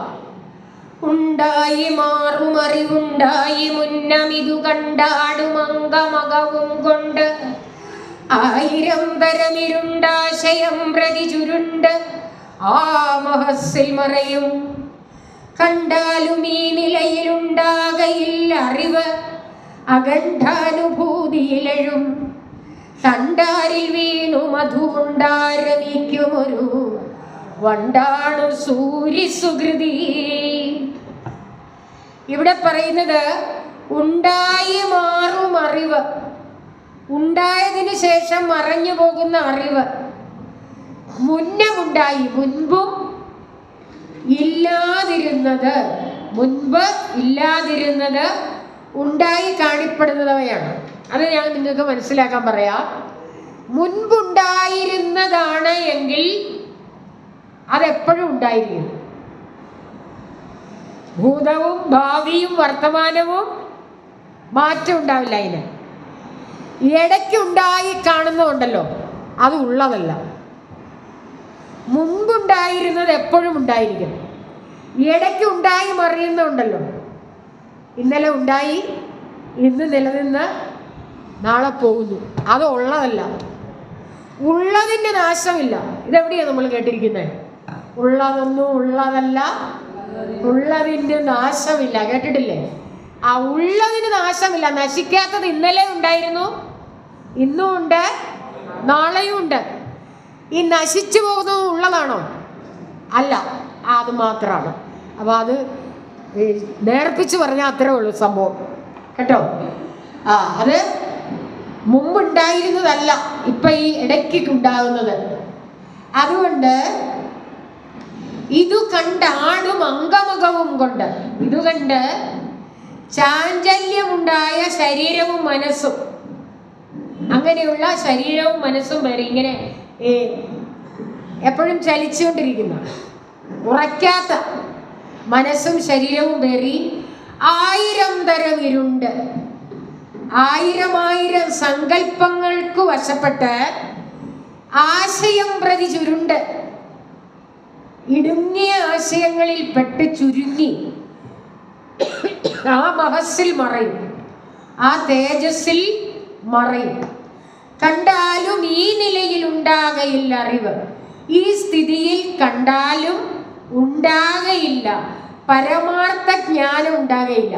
ഇങ്ങനെ സങ്കുചിതമായ ദേശകാല ബന്ധിതമായിട്ടുള്ള അറിവിൽ നിന്ന് ഞാൻ ഇന്ന ദേശക്കാരനാണ്, ഞാൻ ഇന്നയാളിൻ്റെ മകനാണ്, ഇന്നയാളിൻ്റെ മകളാണ്, ഞാൻ ഇന്ന പൊസിഷനിലിരിക്കുന്ന ആളാണ് എന്നൊക്കെയുള്ള ചില സങ്കുചിതമായ ചിന്തകളിൽപ്പെട്ട് അങ്ങനെ ജീവിച്ച് മരിക്കുന്ന ആ സത്യത്തിലേക്ക് മറയുന്ന നമുക്ക് ഒരിക്കലും ഈ സ്ഥിതിയിൽ കണ്ടാലും പരമാർത്ഥ ജ്ഞാനം ഉണ്ടാവില്ല. പറഞ്ഞ മനസ്സിലായോ? ഞാൻ പറഞ്ഞ മനസ്സിലായോ? ക്ലിയർ ആയില്ല? നമ്മളൊക്കെ എപ്പോഴും ഞാനെന്നുള്ള എന്നെ ചുറ്റിപ്പറ്റിയുള്ള എൻ്റേതായിട്ടുള്ള കാര്യങ്ങളിൽ മാത്രം ചിന്തിച്ച് അതിൽ മാത്രം, അതായത് സങ്കുചിത ചിന്ത എന്ന് പറഞ്ഞത്, അത്തരം ചിന്തകളിൽ മാത്രം ഒതുങ്ങി ജീവിക്കുന്നു. അങ്ങനെ ജീവിക്കുന്ന നമുക്ക് ജീവിതാന്ത്യം വരെ അതിൽ നിന്ന് കിട്ടുന്ന സുഖവും ദുഃഖവും മാത്രമേ ഉള്ളൂ. യഥാർത്ഥമായിട്ടുള്ള ഈ സുഖം എന്താണെന്ന് നമ്മൾ അറിയാത്തത് കൊണ്ട് നമ്മെ ചുറ്റിപ്പറ്റി നിൽക്കുന്ന ഈ സുഖ ദുഃഖങ്ങളിൽ വീണിട്ട് യഥാർത്ഥമായ സുഖം എന്താണെന്ന് അറിയാൻ ഇടവരാതെ തീരുന്നു. അത്രയും മനസ്സിലാക്കി കേട്ടോ. പരമാത്മജ്ഞാനം അതുകൊണ്ട് നമുക്കുണ്ടാവുകയില്ല. അഖണ്ഡാനുഭൂതി എന്ന് പറഞ്ഞാൽ പൂർണ്ണമായ ആനന്ദാനുഭവം. അതിൽ നിന്നുയരുന്ന അത് നമ്മുടെ ഹൃദയ പങ്കജത്തിൽ വീണ് മധുണ്ട് അഥവാ ആത്മാനന്ദമുണ്ട് ആരമിക്കുന്ന സൂര്യ അഥവാ ജ്ഞാനി. അപ്പോൾ ഇവിടെ പറയുന്നത് സുബ്രഹ്മണ്യ കീർത്തനം പദ്യം 7, അതിൽ ഇത് തന്നെ പറയുന്നുണ്ട്. ഓംകാരം കൊണ്ടെഴുപ്പിപ്പെരുവെളി നടുവേ പള്ളി കൊണ്ടുള്ളിലുണ്ടാം ശങ്കാരം കേട്ടുണർന്നിടുക ചടിതി മതിതാമരത്തേൻ കുടിപ്പാൻ പങ്കാരും പറ്റുവാനില്ലിരവു പകലിരും മീച്ചയും തേനുറിഞ്ചും ശങ്കാരം പോലും ഇന്നിതിനെ ഇനിമയോടാസ്വദിച്ചിടുവാൻ വാ. ഈ സംഭവം അവിടെ പറയുന്നത് എങ്ങനെയാണ് എന്ന് പറഞ്ഞാൽ, കാലദേശ നാമരൂപ ഭേദങ്ങൾക്കപ്പുറമായി എല്ലാം ആ ഇന്നലെ ഉണ്ടായിരുന്ന വസ്തുവിൽ ഉണ്ടായി ഇന്ന് നിലനിന്ന് മറയുന്നതാണെന്ന കാര്യം ബോധ്യപ്പെടുന്ന സുകൃതികൾ. അത്തരം സുകൃതികൾക്ക് ഈ ആത്മാനന്ദ അനുഭൂതിയാകുന്ന പരമാത്മജ്ഞാനമാകുന്ന അമൃതുണ്ണാനുള്ള അവസരം ഉണ്ടാവും. അങ്ങനെ അവര് ആ മധുണ്ട് ആ സുഖം അനുഭവിച്ച് ധന്യനായിത്തീരും. അതിന് ഈ ദേവിയുടെ അനുഗ്രഹം ഉണ്ടാവണം. അതാണ് ഈ പറഞ്ഞു വെച്ചത്. ഈ ദേവിയുടെ അനുഗ്രഹം ഉണ്ടാവണം സുകൃതിയായിത്തീരാൻ എന്നാണ് 3-ാമത്തെ പദ്യം പറയുന്നത്. അതിൻ്റെ അർത്ഥം ഒന്ന് വായിക്കാം. ഉണ്ടായതിനു ശേഷം മറഞ്ഞു പോകുന്ന അറിവ് മുൻപില്ലായിരുന്ന് ഉണ്ടായി കാണപ്പെടുന്നതാണ്. ഇത് കണ്ട് ചാഞ്ചല്യമുണ്ടായ ശരീരവും മനസ്സും നാനാവിധത്തിൽ അജ്ഞാനത്തിന് വിധേയമായി ഓരോ ആശയത്തിൻ്റെയും രൂപത്തിൽ സങ്കോചിച്ച അവസാനം ആ അറിവിൽ തന്നെ മറയും. ഈ സ്ഥിതി അനുഭവപ്പെട്ടാലും യഥാർത്ഥ ജ്ഞാനം ഉണ്ടാവുകയില്ല. അഖണ്ഡവും പരിപൂർണവുമായ അനുഭൂതിയിൽ ഉയരുന്ന ഹൃദയ പങ്കജത്തിൽ വന്നിരുന്ന് തേനുണ്ണാനിരിക്കുന്ന വണ്ടാണ് സൂര്യസുകൃതി. വണ്ട് തേനുണ്ണാൻ വരുന്നത് ശബ്ദകോലാഹലങ്ങളിലൂടെയാണ്. അങ്ങനെ ഒരു പൂവിനുള്ളിൽ തേനുണ്ടെന്നറിഞ്ഞു കഴിഞ്ഞാൽ വണ്ട് ആ പൂവിന് ചുറ്റും ഇങ്ങനെ കറങ്ങി നടക്കും എന്ന് പറഞ്ഞിട്ടല്ലേ. അങ്ങനെ കറങ്ങി നടന്ന് അവസാനം ഈ പൂവിനുള്ളിലേക്ക് വണ്ട് മധു ഉണ്ണാൻ വേണ്ടി പ്രവേശിക്കും. ആ പ്രവേശിക്കുന്നിടം വരെ വണ്ടിങ്ങനെ മൂളിക്കഴിഞ്ഞിട്ട് ആ വണ്ട് പൂവിൻ്റെ ഉള്ളിൽ പ്രവേശിച്ച് പൂവിലേക്ക് കൊമ്പ് ആഴ്ത്തി മധു ഉണ്ണാൻ തുടങ്ങുമ്പോൾ ഈ വണ്ടിൻ്റെ മൂളൽ നിൽക്കും. അങ്ങനെ ആ മധു ഉണ്ട് സുഖമനുഭവിച്ച് അങ്ങനെ സുഖിച്ചിരിക്കുന്ന വണ്ട്, ആ സുഖത്തിൻ്റെ പാരമ്യതയിൽ വണ്ടുമില്ല, പൂവുമില്ല, തേനുമില്ല. പിന്നെ അവിടെ ഉള്ള എന്താണ്? സുഖം മാത്രമേ ഉള്ളൂ. അതാണ് സൂര്യസുഹൃതിയുടെ അവസ്ഥ. അതിന് നമുക്ക് ഉദാഹരണം കാണിച്ചിരിക്കുകയാണ് വണ്ട്. ജ്ഞാനികൾ ഭഗവാൻ ഈ സുഖം അനുഭവിച്ചിട്ടാണ് ചിന്തനമൊക്കെ എഴുതുന്നത്. ഒരു കോടി ദിവാകരൊത്തുയരും പരിവാരുടെ നീരനലാദികളും കെടുമാറു കിളർന്നു വരുന്നൊരു നിൻവടിവെന്നു വിരന്നു വിളങ്ങിടണം. പിന്നെ മലയാളത്തിൽ എഴുതുന്നു അല്ലേ? ആനന്ദക്കടൽ പൊങ്ങി പരന്നൊരുപോൽ പായുന്നിത ജ്ഞാനം കൊണ്ടതിലേറി പാനം ചെയ്യുന്നു പരമഹംസജനം സൂര്യസുഹൃതി. അപ്പോൾ ഇതൊക്കെ നിങ്ങൾ പഠിക്കണമെങ്കിൽ ഇങ്ങനെ പെട്ടെന്ന് ഒരു പദത്തിൻ്റെ അർത്ഥം പറഞ്ഞാൽ മനസ്സിലാവില്ല. അപ്പം നിങ്ങൾ അതിൻ്റെ അർത്ഥമുള്ള പുസ്തകം താഴെ ബുക്ക് സ്റ്റാളിലുണ്ടല്ലേ? ഇവിടെയുണ്ട്. പ്രൊഫസർ ബാലകൃഷ്ണൻ നായരുടെ വ്യാഖ്യാനം. അതൊക്കെ നമ്മൾ വായിച്ചു വരുമ്പോൾ കുറേ പാടാണ് വായിച്ചെടുക്കാൻ. എന്നാലും പ്രയത്നിച്ചാൽ ഭഗവത് കൃപയാൽ നമുക്കത് കരഗതമാക്കാൻ പറ്റും. കുറേയേറെ അങ്ങനെ പഠിച്ച് മനസ്സിലാക്കണം. പിന്നെ ഇതിൻ്റെ ഒരു ക്ലൂ മാത്രമാണ് തരുന്നത്. അപ്പം അതുകൊണ്ട് അടുത്ത പദ്യം, ഓരോ നിമിഷവും നാം ആത്മാവിൻ്റെ അനുഗ്രഹത്താലാണ് ജീവിക്കുന്നത്. എന്നിരുന്നാലും ഈ ആത്മാവിനെ ആരും അറിയുന്നില്ല. ഇതാണ് അജ്ഞാനം. ആത്മാനന്ദം അനുഭവിക്കുന്നവനാണ് സുഹൃതിയും ധന്യനും. നീ സൂര്യസുഹൃതി എന്ന് പറഞ്ഞത് ആരാണെന്ന് ഒന്നും കൂടെ വ്യക്തമാക്കി പറയുകയാണ്. ആ സൂര്യസുഹൃതിയാകാൻ തടസ്സമായി നിൽക്കുന്നത് ആത്മാവിനെ കുറിച്ച് അറിയാൻ പറ്റാത്തതാണ്. ഈ നിമിഷം നമ്മളിവിടെ ഇരിക്കുന്നു, കേൾക്കുന്നു, പറയുന്നു. ഇത് ആത്മാവിൻ്റെ അനുഗ്രഹത്താലാണെന്ന തിരിച്ചറിവ് നമുക്ക് ഇല്ലാതെ പോകുന്നു. അപ്പോഴും നാം ചിന്തിക്കുന്നത് എന്താണ്? ഞാൻ പഠിച്ചു, ഞാൻ പഠിപ്പിച്ചു, അല്ലേ? അങ്ങനെയല്ലേ ചിന്തിക്കുന്നത്? അതെ. യഥാർത്ഥത്തിൽ ഈ ആത്മാവിൻ്റെ അനുഗ്രഹത്താലാണ് ഇത് രണ്ടും നടക്കുന്നതെന്നുള്ള തിരിച്ചറിവില്ലാത്തതുകൊണ്ട് നമ്മൾ വിസ്മൃതിയിലാണ്ടുപോയി. ആ വിസ്മൃതിയിലാണ്ടതിൻ്റെ കുഴപ്പമാണ് അടുത്ത പദ്യം പറയുന്നത്. ആരായുകിൽ തിരകൾ നീരായിടുന്നു, ഫണി നാരായിടുന്നു, ഗുണകുംഭാരായിടുന്നു, അതിരു നേരായിടുന്നുലകം ഓരായിരുണ്ടഖിലവും വേരായ നിൻ കഴലിൽ ആരാധനം തരണം ആരാലിതിന്നൊരു വരം നേരായി വന്നിടുക വേറാരുമില്ല ഗതി ഹേ രാജയോഗ ജനനി. ഇവിടെ രാജയോഗ ജനനി, യോഗങ്ങളിൽ വെച്ച് ഏറ്റവും ശ്രേഷ്ഠമായ യോഗം രാജയോഗമായെന്നും ആണെന്ന് പറയപ്പെടുന്നു. ആ രാജയോഗ ജനനിയാണ് പറയുന്നത്. എന്താണ് പറയുന്നത്? ആരായുകിൽ. ഈ ആരായുകിൽ ഒരിടത്ത് നമ്മൾ കേട്ടിട്ടുണ്ടല്ലോ, ആരായുകിൽ അന്ധത്വം ഒഴിക്കും. ഇവിടെയും പറയുന്നു ആരായുകിൽ. ആരായുകിൽ നമ്മളൊന്ന് അന്വേഷിച്ച് നോക്കിയാൽ നമുക്കറിയാം. നമ്മൾ ഈ തിരുവനന്തപുരത്ത് കോവളത്ത് ബീച്ചിൽ പോയി കാണുന്ന തിരയും, ബീച്ചിൽ പോയ തിരയാണ് കാണുന്നത്, അതോ മദാമ്മയാണ് കാണുന്നത്, അതോ സായിപ്പിനെയാണ് കാണുന്നത്? അവിടെ പോയി നിൽക്കുമ്പോൾ കാണേണ്ട ഇതാണ്, കടലിൽ നിന്ന് ഉയർന്നു വരുന്ന തിര, നുര, പത, അല്ലേ? ഇതെല്ലാം ആരായുകിൽ അന്വേഷിച്ചാൽ ജലമല്ലാതെ ഒന്നുമല്ല. ജലമില്ലെങ്കിൽ തിരയുണ്ടാവോ? പതയുണ്ടാവോ? നുരയുണ്ടാവോ? ആഴമുണ്ടാവോ? ഒന്നും ഉണ്ടാവില്ല. ജലം ഉണ്ടെങ്കിൽ ഉള്ളതുകൊണ്ടാണ് കടലിൻ്റെ ആഴം തന്നെ നീ സത്യം, ജ്ഞാനം, ആനന്ദം എന്നൊക്കെ പറഞ്ഞ് അനുഭവിക്കാൻ നമുക്ക് പറ്റുന്നത്, അല്ലേ? ദൈവമഹിമ. അതുകൊണ്ട് ആഴം അറിയണമെങ്കിലും ജലം വേണം. ആരായുകിൽ അന്വേഷിക്കുമ്പോഴാണ് അറിയുന്നത് തിര ജലമായിരുന്നു എന്ന്. പിന്നെയോ കുടം എന്താണ്? കുടം, കലം, കൂജ, ചെടിച്ചട്ടി. ഇപ്പൊ മണ്ണ് കൊണ്ട് ഒരുപാട് സാധനങ്ങളുണ്ട് അല്ലേ? എല്ലാ പാലപ്പച്ചട്ടി, ചീടിച്ചട്ടിയൊക്കെ കിട്ടും.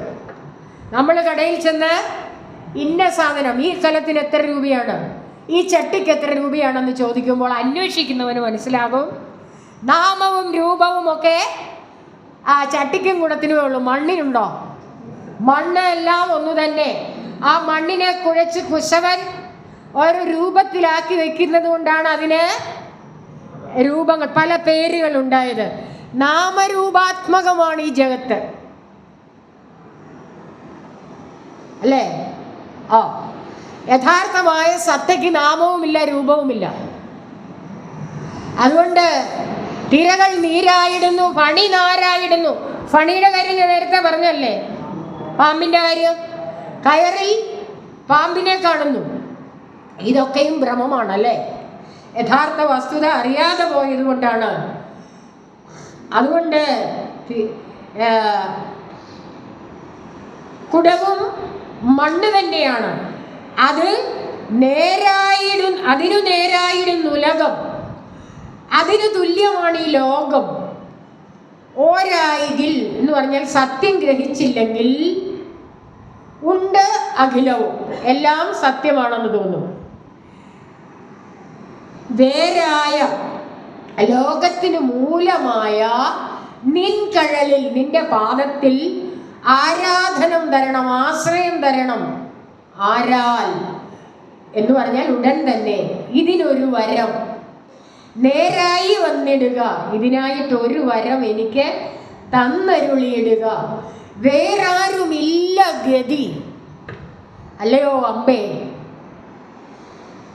ഈ കയർ കണ്ട് പാമ്പാണെന്നും തിര കണ്ട്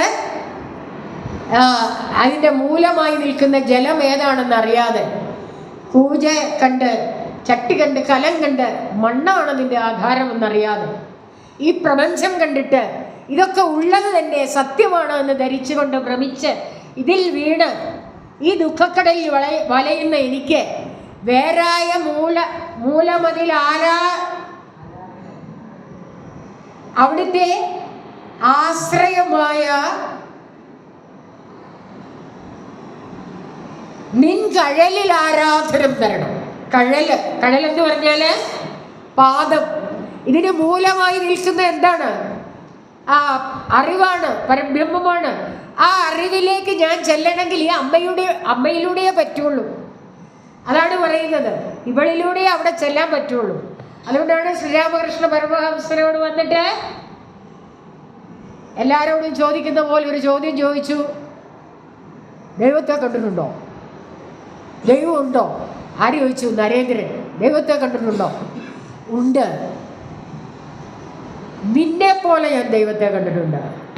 എനിക്ക് കാട്ടിത്തരാവോ?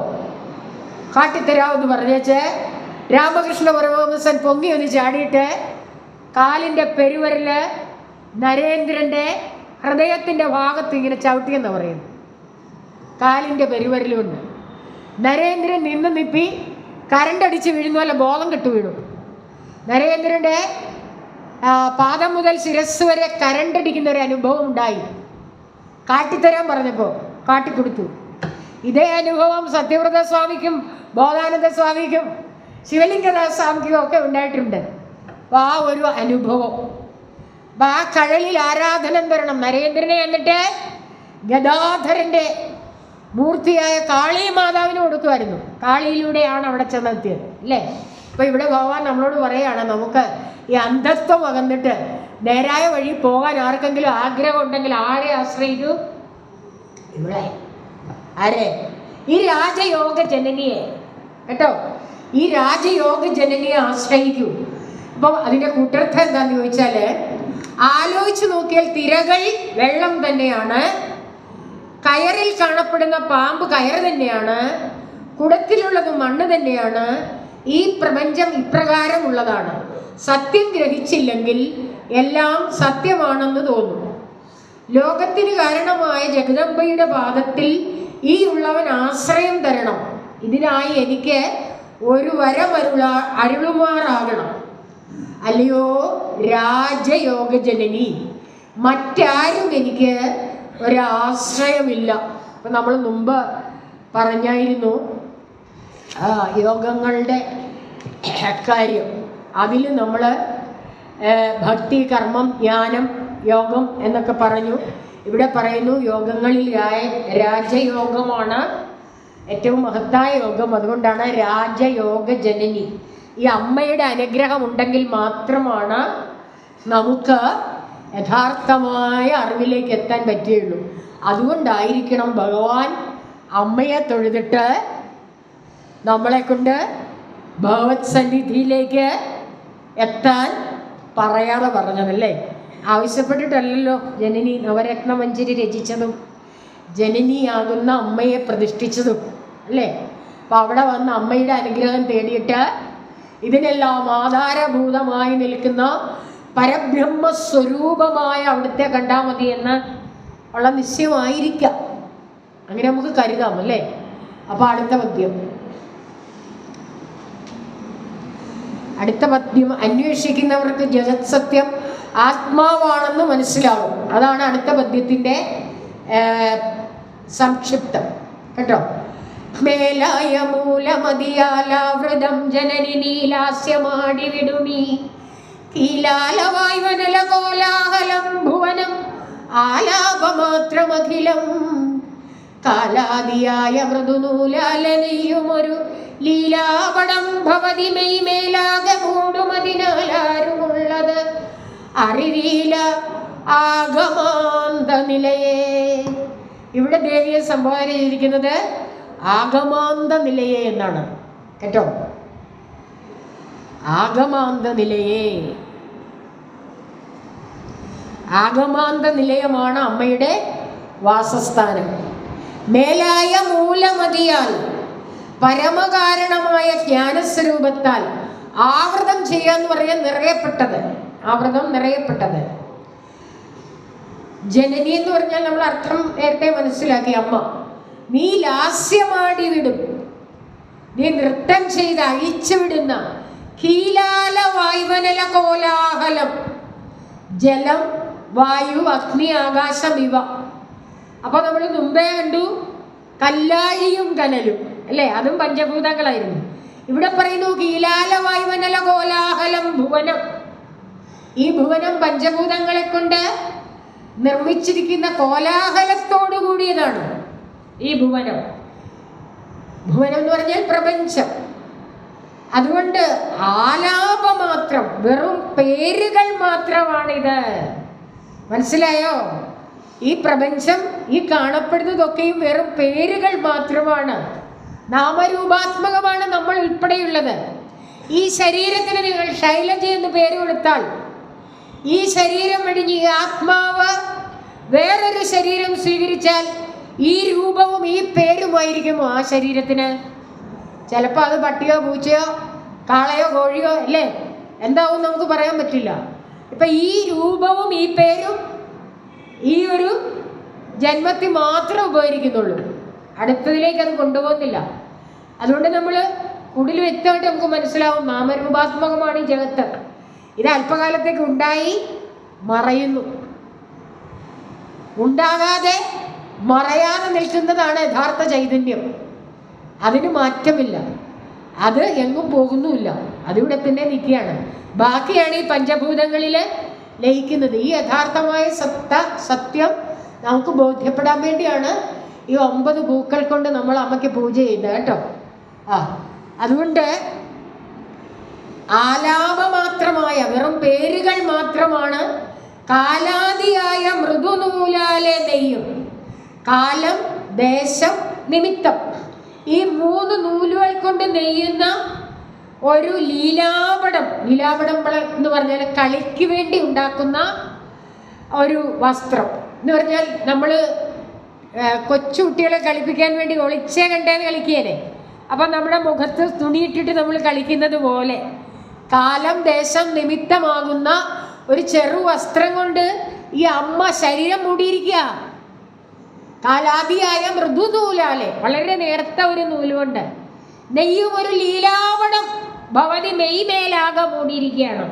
അതുകൊണ്ട് എന്ത് സംഭവിക്കുന്നു? അവിടുന്ന് ഇങ്ങനെ ശരീരം മൂടിയിട്ടുള്ളത് കൊണ്ട് ആരും ഉള്ളതറിയുന്നില്ല. ആരും ഇത് സത്യം എന്താണെന്ന് അറിയില്ല. കാരണം എന്താണ്? ഈ വസ്ത്രം ഉയർത്തി നോക്കിയെങ്കിലേ ഇതിനുള്ളിലുള്ളത് എന്താണെന്ന് അറിയാൻ പറ്റുകയുള്ളൂ. നമ്മൾ ഈ വസ്ത്രത്തിന് പുറത്ത് നിന്ന് ഊഹാപോഹങ്ങളോടെ കഴിഞ്ഞുകൂടുകയാണ്. ഈ വസ്ത്രം ഉയർത്തി ഇതിനുള്ളിലുള്ള യഥാർത്ഥ വസ്തുത എന്താണെന്ന് കാണാൻ ശ്രമിക്കുന്നില്ല. അല്ലയോ ആഗമാന്ത നിലയെ. ആഗമം എന്ന് പറഞ്ഞാൽ വേദം എന്ന് തന്നെയാണ്. തമിഴ് വേദത്തെയാണ് ആഗമം എന്ന് പറയപ്പെടുന്നു. അപ്പൊ അതുകൊണ്ടാണ് വേദാഗമസാരങ്ങൾ അറിഞ്ഞ അങ്ങൊരു എന്താന്ന് കുമാരനാശാൻ പറഞ്ഞത്. ആഗമം എന്ന് പറഞ്ഞാൽ ദേവിയുടെ വാസസ്ഥാനമാണ്. ആഗമാന്ത നിലയെ എന്ന് പറഞ്ഞാൽ ആഗമത്തിൽ വേദാന്തത്തിൽ വാസിക്കുന്നവളെ, വേദാന്തത്തിൽ വസിക്കുന്നവളെ. ഈ പ്രപഞ്ചം പരബ്രഹ്മത്താൽ നിറയപ്പെട്ടിരിക്കുന്നു. അമ്മേ, നീ നൃത്തം ചെയ്യുന്നത് കൊണ്ട്, നീ നൃത്തം ചെയ്ത് അഴിച്ചുവിടുക എന്ന് പറഞ്ഞാൽ സൃഷ്ടിക്കുക എന്ന് നമ്മൾ മനസ്സിലാക്കണം. ജലം, വായു, അഗ്നി, ഭൂമി, ആകാശം ഇവ കൂടിക്കലർന്ന്. അപ്പം നമ്മൾ മനസ്സിലാക്കുക, പഞ്ചഭൂതങ്ങളുടെ പഞ്ചീകരണത്താലാണ് സൃഷ്ടി ഉണ്ടാവുന്നത്. കേട്ടോ? നമ്മളെയൊക്കെ സൃഷ്ടിച്ചിരിക്കുന്നത് അങ്ങനെയാണ്. നമ്മുടെയൊക്കെ ശരീരത്തിൽ ഈ 5 ഭൂതങ്ങളുടെ അംശമുണ്ട്. കേട്ടോ? ഈ 5 ഭൂതങ്ങൾ കൊണ്ടാണ് നമ്മളെ സൃഷ്ടിച്ചിരിക്കുന്നത്. അതുകൊണ്ടാണ് നമ്മൾ മരിച്ചു കഴിഞ്ഞാൽ 5 ഭൂതങ്ങളും 5ലേക്കും പോകും എന്ന് പറയുന്നത്. അഗ്നിക്കിരയാക്കണമെന്ന് പറയുന്നത് അതുകൊണ്ടാണ്. അപ്പോൾ അത് ശാസ്ത്രീയമായി പറഞ്ഞാൽ രോഗാണുക്കളൊന്നും പുറത്തുപോയി സമൂഹത്തിന് ശല്യം ഉണ്ടാക്കാതിരിക്കാൻ ശാസ്ത്രീയം പറയും. പക്ഷേ അല്ലാതെ നമ്മൾ പറഞ്ഞാൽ പഞ്ചഭൂതങ്ങളുടെ പഞ്ചീകരണങ്ങൾ സൃഷ്ടിക്കപ്പെട്ടിട്ടുള്ള ജീവജാലങ്ങളെ ആ പഞ്ചഭൂതത്തിലേക്ക് ലയിക്കുന്നു. കേട്ടോ? അതാണ് തത്വം. അതുകൊണ്ട് ഈ പഞ്ചഭൂതങ്ങളിൽ കൊണ്ട് കൂടിക്കലർന്നിട്ടാണ് നാമരൂപങ്ങളായി തീർന്നിട്ടുള്ളത്. അത് കോലാഹലമായി കാണപ്പെടുന്ന ഈ പ്രപഞ്ചമായി തീർന്നിരിക്കുന്നു. വെറും പേരുകൾ മാത്രമാണിത്. ഭവതിയാകട്ടെ ദേശകാല നിമിത്തങ്ങളാകുന്ന ബലമില്ലാത്ത നൂലുകൊണ്ട് നെയ്ത വസ്ത്രത്താൽ ശരീരത്തെ മറച്ചിരിക്കുന്നു. ഇപ്പോൾ ഭാരതീയൻ പറയുന്നു ഭാരതമാണ് ശ്രേഷ്ഠം. അപ്പോൾ മറ്റുള്ളവർ പറയും അവരുടെ നാടാണ് ശ്രേഷ്ഠം. ഇല്ലേ? അത് ഒരു ദേശ പരിമിതിയാണ്, കാലപരിമിതി. ഇപ്പോൾ ഇവിടെ ഇരിക്കുന്നതിൽ ഒരു 60 വയസ്സ് മേലോട്ടുള്ള ആളുകളുണ്ടെങ്കിൽ പറയും ഞങ്ങളുടെയൊക്കെ ചെറുപ്പത്തിൽ. അപ്പോൾ ഒരു 40 വയസ്സിനോടുള്ളവർ പറയും ഞങ്ങളുടെ ചെറുപ്പത്തിൽ. അപ്പം ചെറുപ്പക്കാരായിട്ടുള്ള കുട്ടികൾ പറയും, കൗമാരക്കാർ യൗവനാരംഭത്തിലുള്ളവർ ഇവിടെ ഉണ്ടെങ്കിൽ നിങ്ങളുടെയൊക്കെ കാലം അല്ലേ, ഇതാണ് ഏറ്റവും നല്ലത് കാലം. അങ്ങനെ ഒരു ഭേദം നമ്മൾ പറയും. കാലവും ദേശവും നിമിത്തവും ഈ 3ൽ കൊണ്ട് ഒരു ഉടയാട് നെയ്ത് അമ്മേ നീ ഇങ്ങനെ ശരീരം മറച്ചിരിക്കുന്നത് കൊണ്ട് വേദാന്ത നിലയായ അമ്മേ ആരും സത്യം എന്താണെന്ന് അറിയുന്നില്ല. ഈ ഒരു മൂടുപടം ഒന്ന് ഉയർത്തിയിട്ട് അല്ലയോ ആഗമാന്ത നിലയെ നിന്നെ ഒന്ന് കാണാൻ ആരും ശ്രമിക്കുന്നില്ല എന്ന് ഈ പദ്യത്തിൽ പറയുമ്പോൾ നമ്മൾ 6ാം പദ്യത്തിലേക്ക് കടക്കുന്നു. അത് നീനായതും ഭവതിമാനായതും ജനനി നീനാഗവും നഗഖഗം താനായതും ധരനദീനാരിയും നരനുമാനാഗവും നരകവും നീനാമരൂപമതിൽ നാനാവിധ പ്രകൃതിമാനായി നിന്നറിയും ഈ ഞാനായതും ഭവതി ഹേ നാദരൂപിണി അഹോ നാടകം നിഖിലവും. ഇവിടെ ദേവി ആരായിട്ടാണ് പറയുന്നത്? നാദരൂപിണി. ദേവിയെ നാദരൂപിണി എന്ന് ആ സംബോധന ചെയ്തുകൊണ്ടൊരു പ്രസിദ്ധമായൊരു ഗാനം ഉണ്ടല്ലേ, നാദരൂപിണി ശങ്കരി പായ്മങ്ങൾ. എത്ര രസമാണത് കേൾക്കാൻ, നല്ല സുഖമാണത് കേൾക്കാൻ. ഇവിടെ പറയുന്നു നാദരൂപിണി, ഹേ നാദരൂപിണി. എന്താണ് അതിനർത്ഥം? മീനായതും ഭവതി. മീൻ്റെ കാര്യം ഞാൻ പിന്നെ ഒന്നും വിവരിച്ച് പറയണ്ടല്ലോ, എല്ലാവർക്കും അറിയാമല്ലോ മീനെ. എന്താ ഒരു സന്തോഷമില്ലാത്തത്? സാധാരണ മീനെ ഇറച്ചി എന്നൊക്കെ പറയുമ്പോൾ നല്ല സന്തോഷം വരണ്ടല്ലേ. മീനായതും ഭവതി എന്ന് കേട്ടപ്പോൾ ഒരു വിഷമം. ഇത്രയും കാലം ഞങ്ങൾ തിന്ന മീൻ ഭവതിയായിരുന്നു അല്ലേ എന്ന്. പിന്നെയോ മാനായതും അമ്മേ നീ തന്നെ. പിന്നെ എന്താണ്? പാമ്പായതും പർവ്വതമായതും പക്ഷിയായതും ഭൂമിയായതും നദിയായതും പിന്നെയോ നാരിയായതും പുരുഷനായതും സ്വർഗമായതും നരകമായതും എല്ലാം അവിടുന്ന് തന്നെയാണ്, നീ തന്നെയാണ്. അവനിവനെന്നറിയുന്നതൊക്കെ ഓർത്താൽ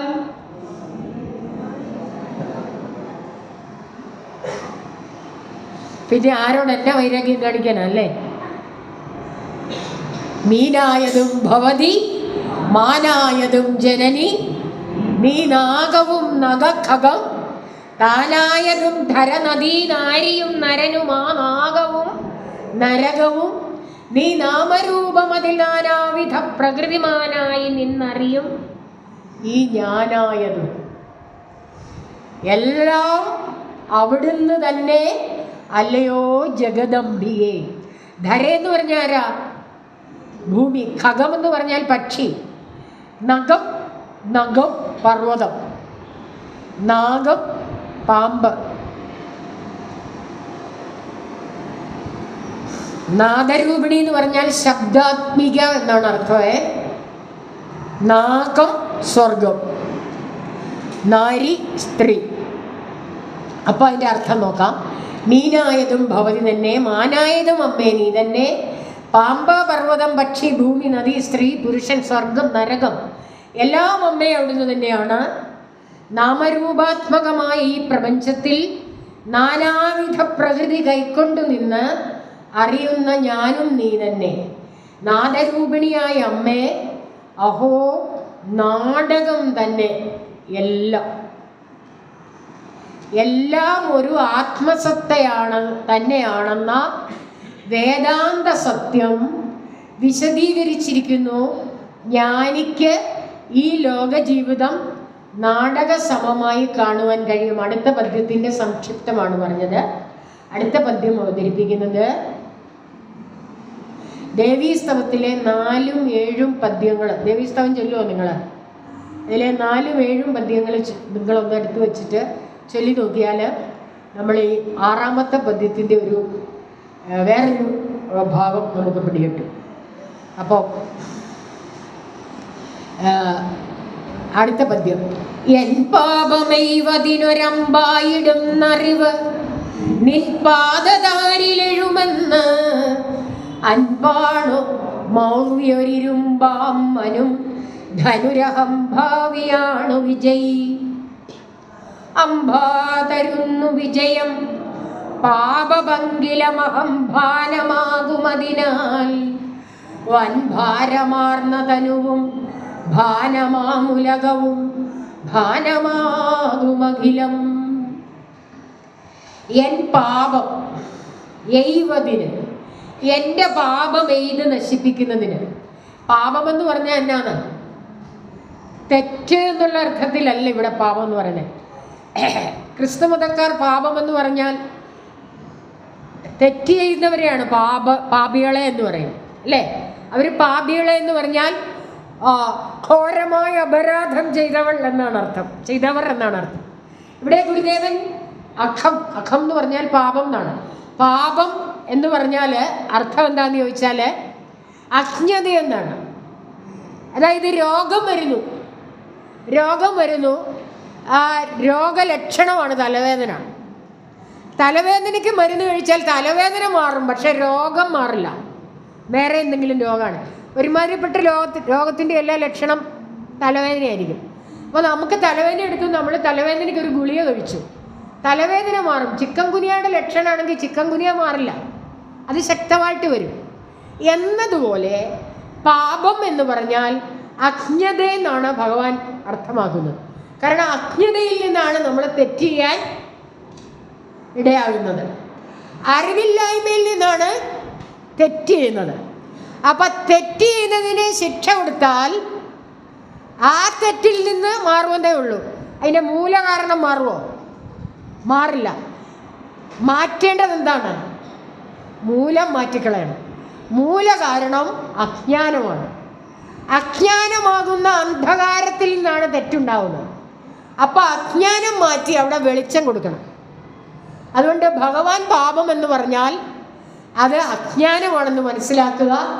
ആ അജ്ഞാനം അന്ധതയാണ്. അതുകൊണ്ടാണ് അജ്ഞത കൊണ്ടാണ് നമുക്ക് ഈ അമ്മയെ അറിയാൻ പറ്റാതെ പോകുന്നത്. തെറ്റ് ചെയ്തുകൊണ്ടല്ല, നമ്മുടെ അജ്ഞത കൊണ്ടാണ്. യഥാർത്ഥ അമ്മയുടെ രൂപം എന്താണെന്ന് നമുക്ക് അറിയാൻ പാടില്ല. അതുകൊണ്ട് എൻ്റെ പാപം എന്ന് പറഞ്ഞാൽ എൻ്റെ പാപം എഴുത് നശിപ്പിക്കുന്നത് അജ്ഞാനം മാറുന്നത് എപ്പോഴാണ്? ജ്ഞാനം ഉണ്ടാവുമ്പോഴാണ്, അറിവുണ്ടാവുമ്പോഴാണ്.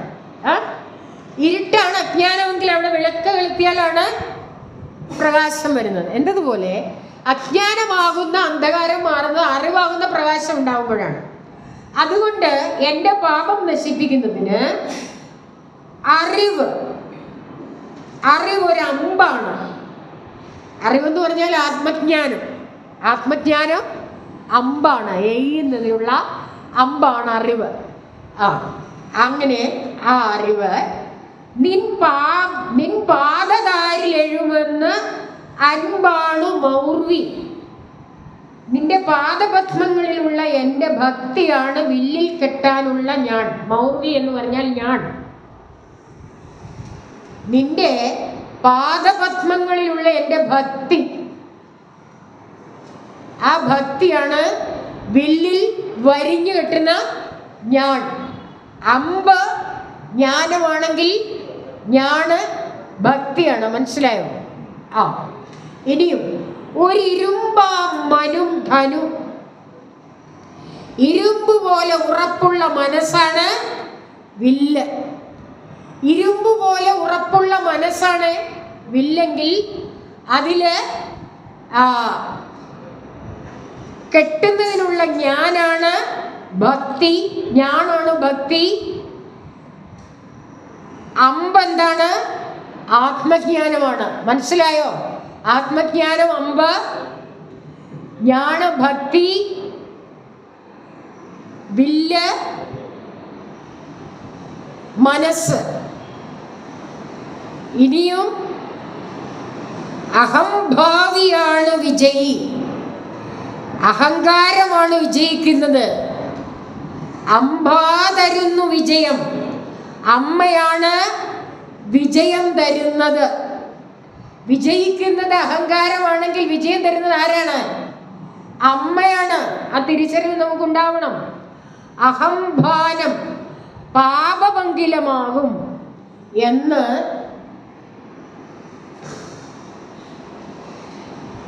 അഹംഭാനം പാപപങ്കിലമാകും. എന്നിലുള്ള അഹങ്കാര സ്വരൂപം പാപം കൊണ്ട് കളങ്കപ്പെട്ടിരിക്കുകയാണ്. അതിനാൽ വൻഭാരമാർന്ന തനുവും ഭാനമാണ്. അതുകൊണ്ട് വലിയ ഭാരമേറിയ ഈ ശരീരവും ഉള്ളതായി തോന്നിക്കൊണ്ടിരിക്കുന്നു. ഉലകവും ഈ പ്രപഞ്ചവും ഉള്ളതായി തോന്നുന്നു. അഖിലം ഭാനമാകും. എല്ലാം തോന്നൽ തന്നെ. അപ്പൊ ഈ പ്രപഞ്ചം ഉള്ളതായെന്ന് എനിക്ക് തോന്നുന്നു. എൻ്റെ ശരീരം, വലിയ ഭാരമുള്ള ഈ ശരീരവും ഉള്ളതാണെന്ന് എനിക്ക് തോന്നുന്നു. ഈ പ്രപഞ്ചവും ഉള്ളതാണെന്ന് എനിക്ക് തോന്നുന്നു. ഇതെല്ലാം എൻ്റെ തോന്നൽ തന്നെ. യഥാർത്ഥത്തിലുള്ളത് ആ പരമാർത്ഥ സത്യം മാത്രമാണ്. അതുകൊണ്ട് അതിൻ്റെ ഒറ്റ കൂട്ടായിട്ടുള്ള ഒറ്റ അർത്ഥം എന്താണെന്ന് ചോദിച്ചാൽ, ആത്മജ്ഞാനം എൻ്റെ പാപങ്ങളെ എഴുതി നശിപ്പിക്കാനുള്ള അമ്പാണ്. ജനനിയുടെ പാദപത്മങ്ങളിലുള്ള എൻ്റെ ഭക്തിയാണ് ഞാൻ. ഇരുമ്പ് പോലെ ഉറപ്പുള്ള മനസ്സാണ് വില്ല്. അഹങ്കാരമാണ് ഇവിടെ വിജയിക്കുന്നത്. ജഗദംബയാണ് വിജയം തരുന്നവൾ. എൻ്റെ അഹങ്കാര സ്വരൂപം പാപം കൊണ്ട് കളങ്കപ്പെട്ടിരിക്കുന്നു. അതിനാൽ ഭാരമേറിയ ഈ ശരീരമുള്ളതായി തോന്നുന്നു. അതുകൊണ്ട് തന്നെ പ്രപഞ്ചവും ഉള്ളതായി തോന്നുന്നു. ഈ പ്രപഞ്ചം മുഴുവനും ഒരു തോന്നൽ മാത്രമാണ്. ഈശ്വരാനുഗ്രഹം കൊണ്ട് മാത്രമാണ് ജീവിത വിജയം ഉണ്ടാകുന്നത്. ചിന്തിച്ചു നോക്കുമ്പോൾ ഈ പ്രപഞ്ചം സ്വപ്നസമമാണെന്ന് മനസ്സിലാകും.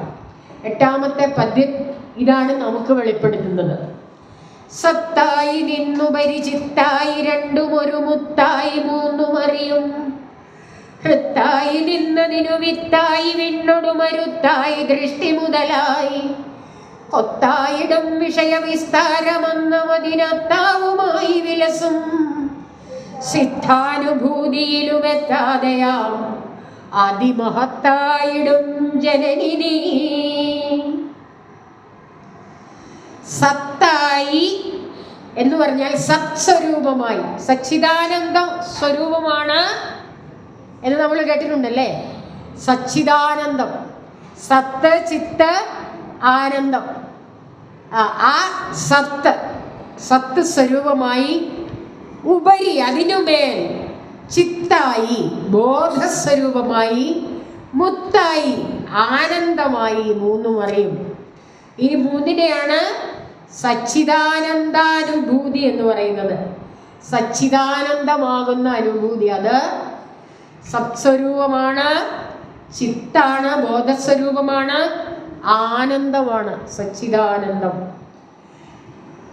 ആ അനുഭൂതമാകുന്ന ഹൃത്തായി അന്ധക്കരണമായി വിണ്ണൊടുമരുത്തായി ആകാശമായി വായുവായി ദൃഷ്ടി മുതലായി കണ്ണു മുതലായി കൊത്തായിടും വിഷയവിസ്താരം പലതരത്തിലുള്ള വിഷയങ്ങളുടെ കൂട്ടം അന്നം അത്താവുമായി ഭക്ഷിക്കുന്ന ഭക്ഷണം ഭക്ഷിക്കുന്നവനുമായി വിലസും വിളങ്ങും സിദ്ധാനുഭൂതിയിലും സിദ്ധന്മാരുടെ അനുഭവങ്ങളിൽ പോലും എത്താതെയാകുന്നു അതിമഹത്തായിടും അത്യന്തം മഹത്തായ ജനനി നീ. അല്ലയോ അമ്മയായ അവിടുന്ന് സിദ്ധന്മാരുടെ അനുഭൂതിയിൽ പോലും എത്തുന്നില്ല എന്നാണ് പറയുന്നത്. ഈ സച്ചിദാനന്ദ സ്വരൂപം ആയി നിൽക്കുന്ന അനുഭൂതിയാകുന്ന ഈ അന്ധക്കരണമായി ഈ വിണ്ണില് ആകാശമായി വായുവായി പഞ്ചഭൂതങ്ങളായി ദൃഷ്ടിയായി കണ്ണായി. ഈ കണ്ണായി എന്നൊക്കെ പറയുമ്പോൾ ദൃക്ക് കണ്ണാകും, പിന്നീട് കണ്ണ് ദൃക്കാവും, അപ്പോൾ പുറകോട്ട് പോകും. അങ്ങനെ കുറേ കാര്യങ്ങൾ ഇതിനെക്കുറിച്ച് പറയാനുണ്ട്. സമയബന്ധിതമായി നമ്മൾ ക്ലാസ് എടുക്കുന്നതുകൊണ്ട് അതിലേക്കൊക്കെ നമുക്ക് പിന്നീട് ജനിതമഞ്ജരി ഉപരിപഠനം നടത്തുമ്പോൾ അതിവിശദമായിട്ട് പോകാം. ഇപ്പോൾ അതിൻ്റെ പ്രാഥമികമായ തലം മാത്രം അറിഞ്ഞ് മുമ്പോട്ട് പോവുക എന്ന് പറഞ്ഞുകൊണ്ട് സത്തും ചിത്തും ചേരുമ്പോൾ ആനന്ദമാകുന്ന മുത്ത് ആയിത്തീരുന്നു എന്ന അനുഭവം പറഞ്ഞുകൊണ്ട് ആ അനുഭവതലത്തിലെത്തുന്ന സിദ്ധാനുഭൂതിയിലും എത്തുന്ന ആ സിദ്ധന്മാർക്ക് പോലും എത്താത്ത ചെന്നു ചേരാൻ പറ്റാത്ത അതിമഹത്തായ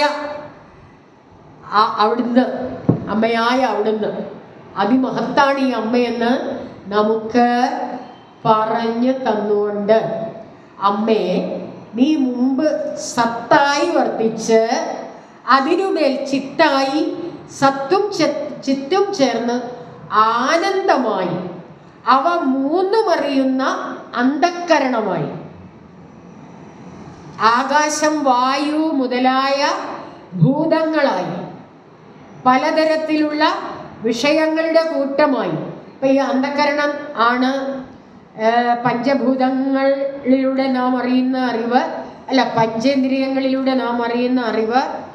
ആ അറിവ് മനസ്സിൽ ചെന്ന് ബുദ്ധിയിൽ ചെന്ന് അന്ധക്കരണിച്ച് ചെല്ലും, പുറകോട്ട് സഞ്ചരിച്ച് ആ അന്ധക്കരണമായി എന്നാണ് പറയുന്നത്.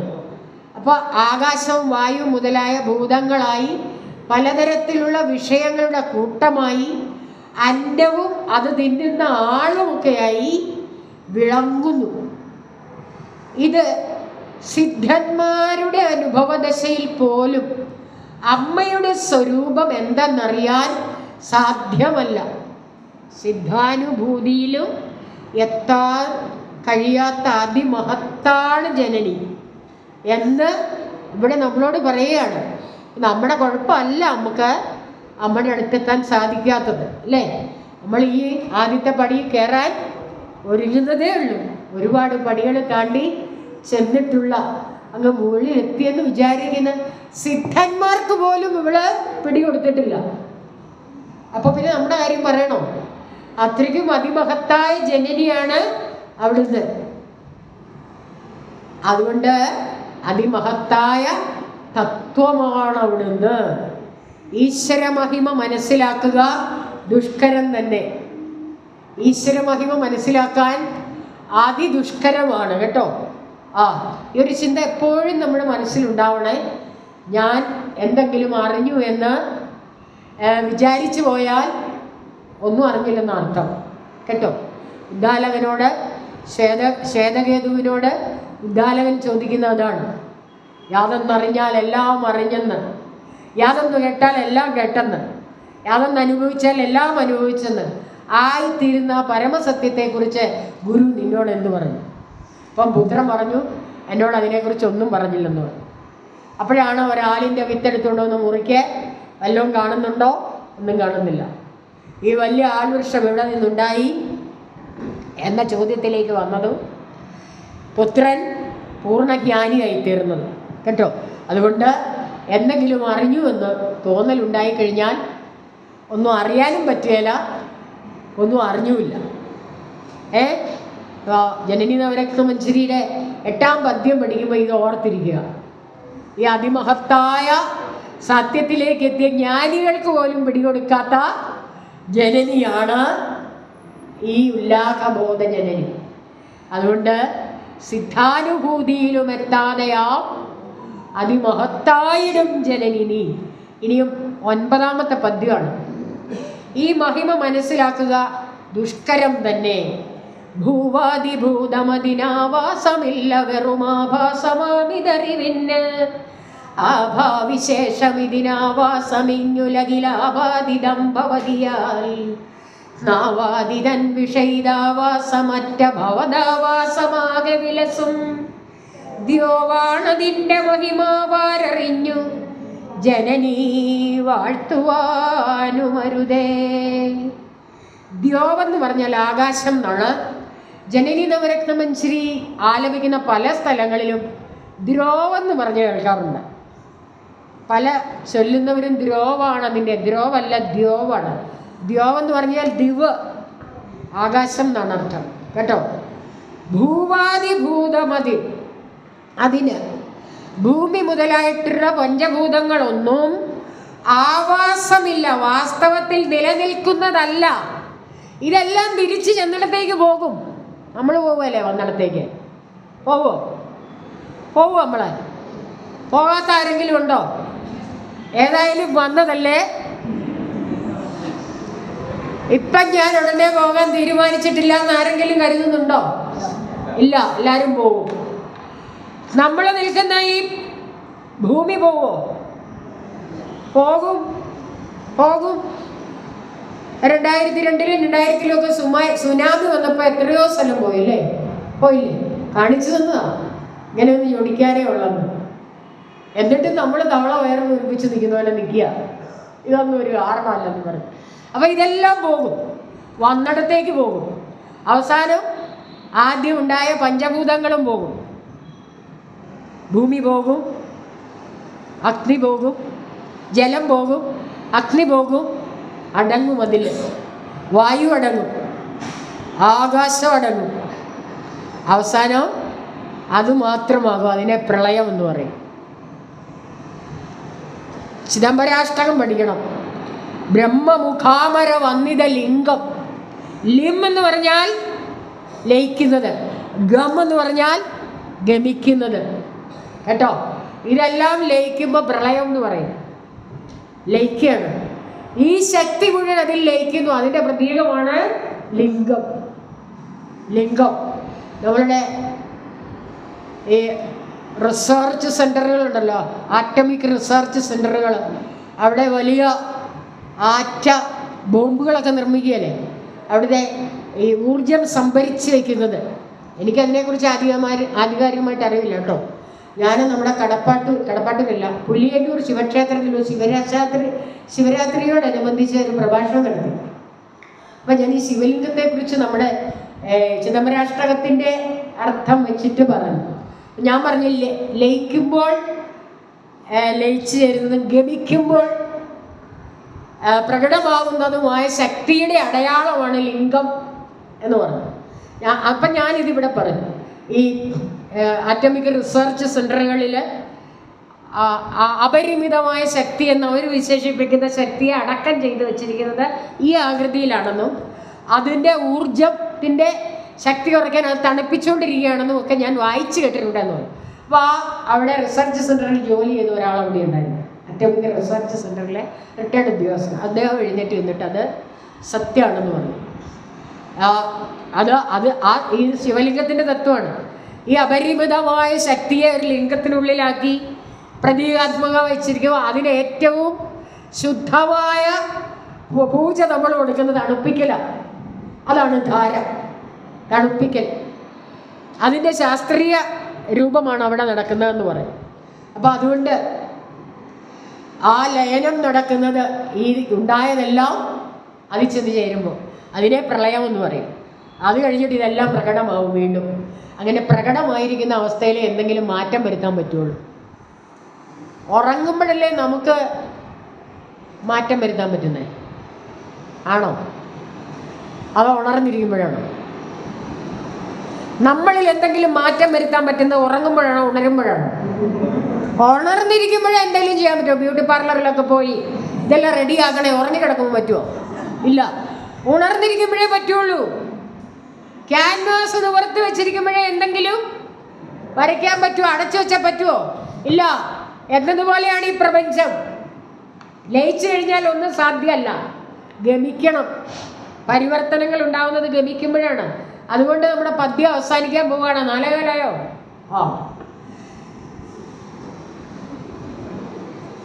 അപ്പോൾ ഇതെല്ലാം വെറും തോന്നൽ മാത്രമാണ്.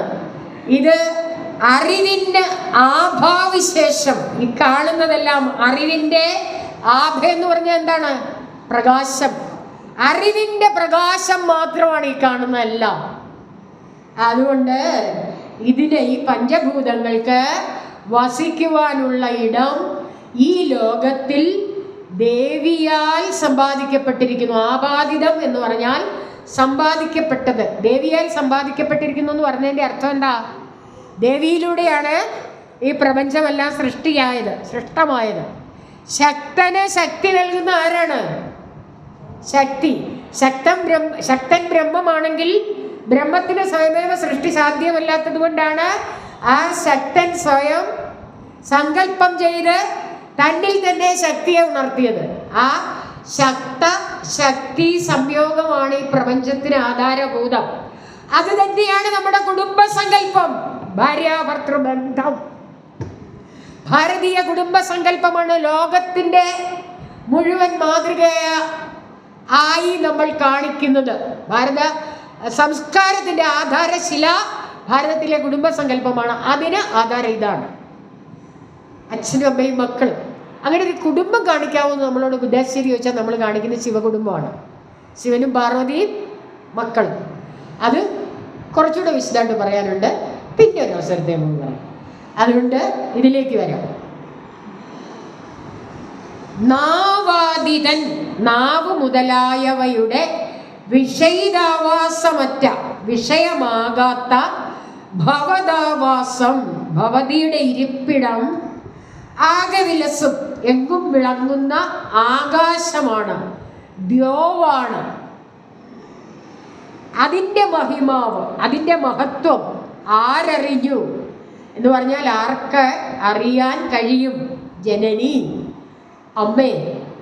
വാഴ്ത്തുവാനും അരുതേ, അമ്മയെ അവിടുത്തെ മഹത്വം വിവരിക്കുവാനും അരുതേ. ഈ ആകാശത്തിലാണ് അവിടുന്ന് വസിക്കുന്നതെന്ന് ഇവിടെ പറയുന്നത്. നാം ഓരോരുത്തരും മനസ്സിലാകുന്നത് നമ്മളുടെ ചിത്താകുന്ന അമ്പരത്തിലാണ് കേട്ടോ. നമ്മുടെ ചിത്താകുന്ന അമ്പരത്തിലാണ് ഈ ജനനി വസിക്കേണ്ടത്.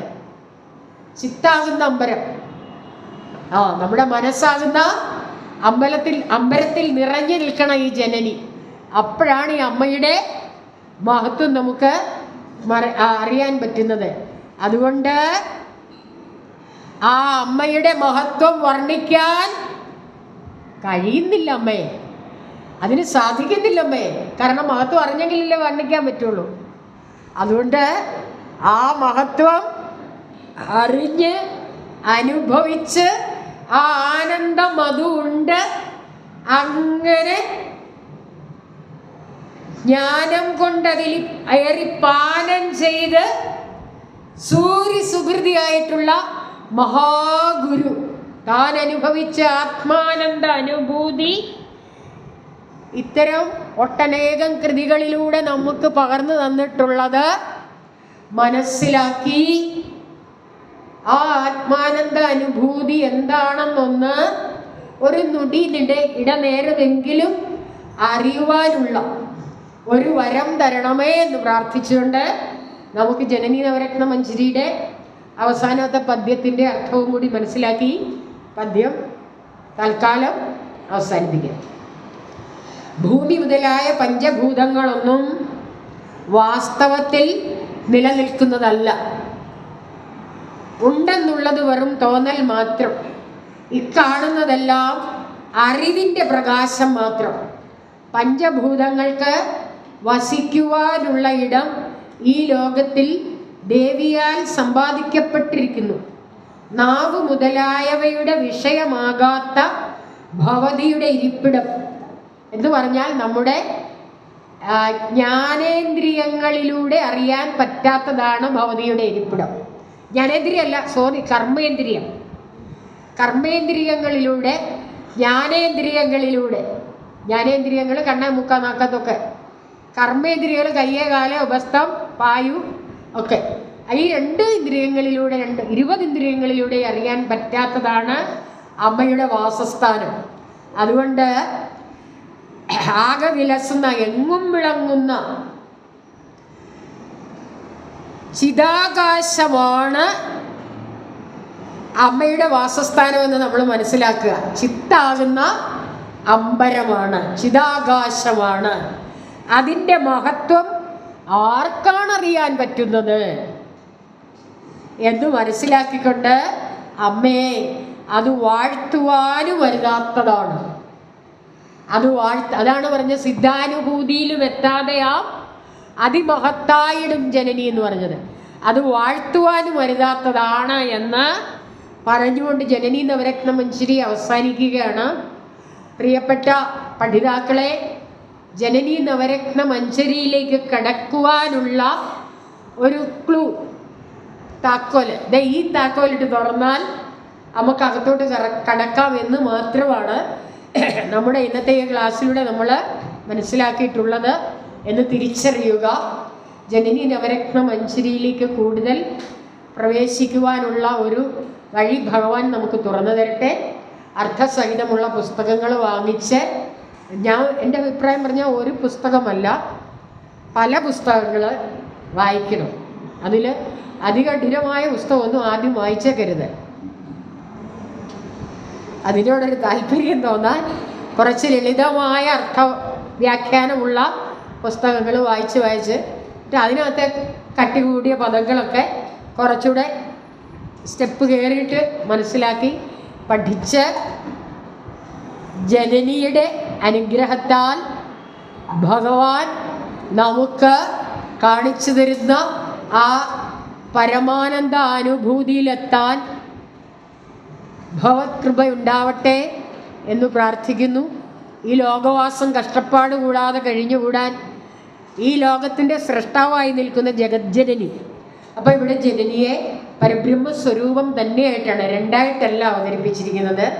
ജനനിയുടെ പാദത്തിൽ സമാശ്രയിച്ചാൽ ആ ബ്രഹ്മസത്യത്തിൽ എത്തിച്ചേരുന്നത് തന്നെയാണ് ഭഗവാൻ അരുളിയിട്ടുള്ളത്, രണ്ടായിട്ടല്ല. അതുകൊണ്ടാണ് ഞാൻ പറഞ്ഞത് മൂർത്തിരൂപമായൊരു ദേവീഭാവമല്ല ഇവിടെ അവതരിപ്പിച്ചിട്ടുള്ളത്. ഇത് ശരിക്കും വേദാന്തകൃതി തന്നെയാണെന്ന് പറയാൻ കാരണം അതാണ്. അപ്പം അത് നമുക്ക് സമയമുണ്ടെങ്കിൽ എല്ലാവർക്കും കൂടെ ഒന്നിച്ച് ചെല്ലാം. ഇപ്പോൾ ഇവിടെ വേറെ അടുത്ത കാര്യങ്ങളുണ്ട്. അപ്പം എല്ലാവർക്കും ഭഗവത്കൃപയാൽ പഠിക്കാനുള്ള ബുദ്ധിക്ക് പ്രകാശം ലഭിക്കട്ടെ, അതിനുള്ള ശ്രദ്ധ ഉണ്ടാവട്ടെ, ജിജ്ഞാസ ഉണ്ടാവട്ടെ എനിക്കും നിങ്ങൾക്കും എന്ന് പ്രാർത്ഥിച്ചുകൊണ്ട് നമ്മുടെ ക്ലാസ് അവസാനിച്ചിരിക്കും.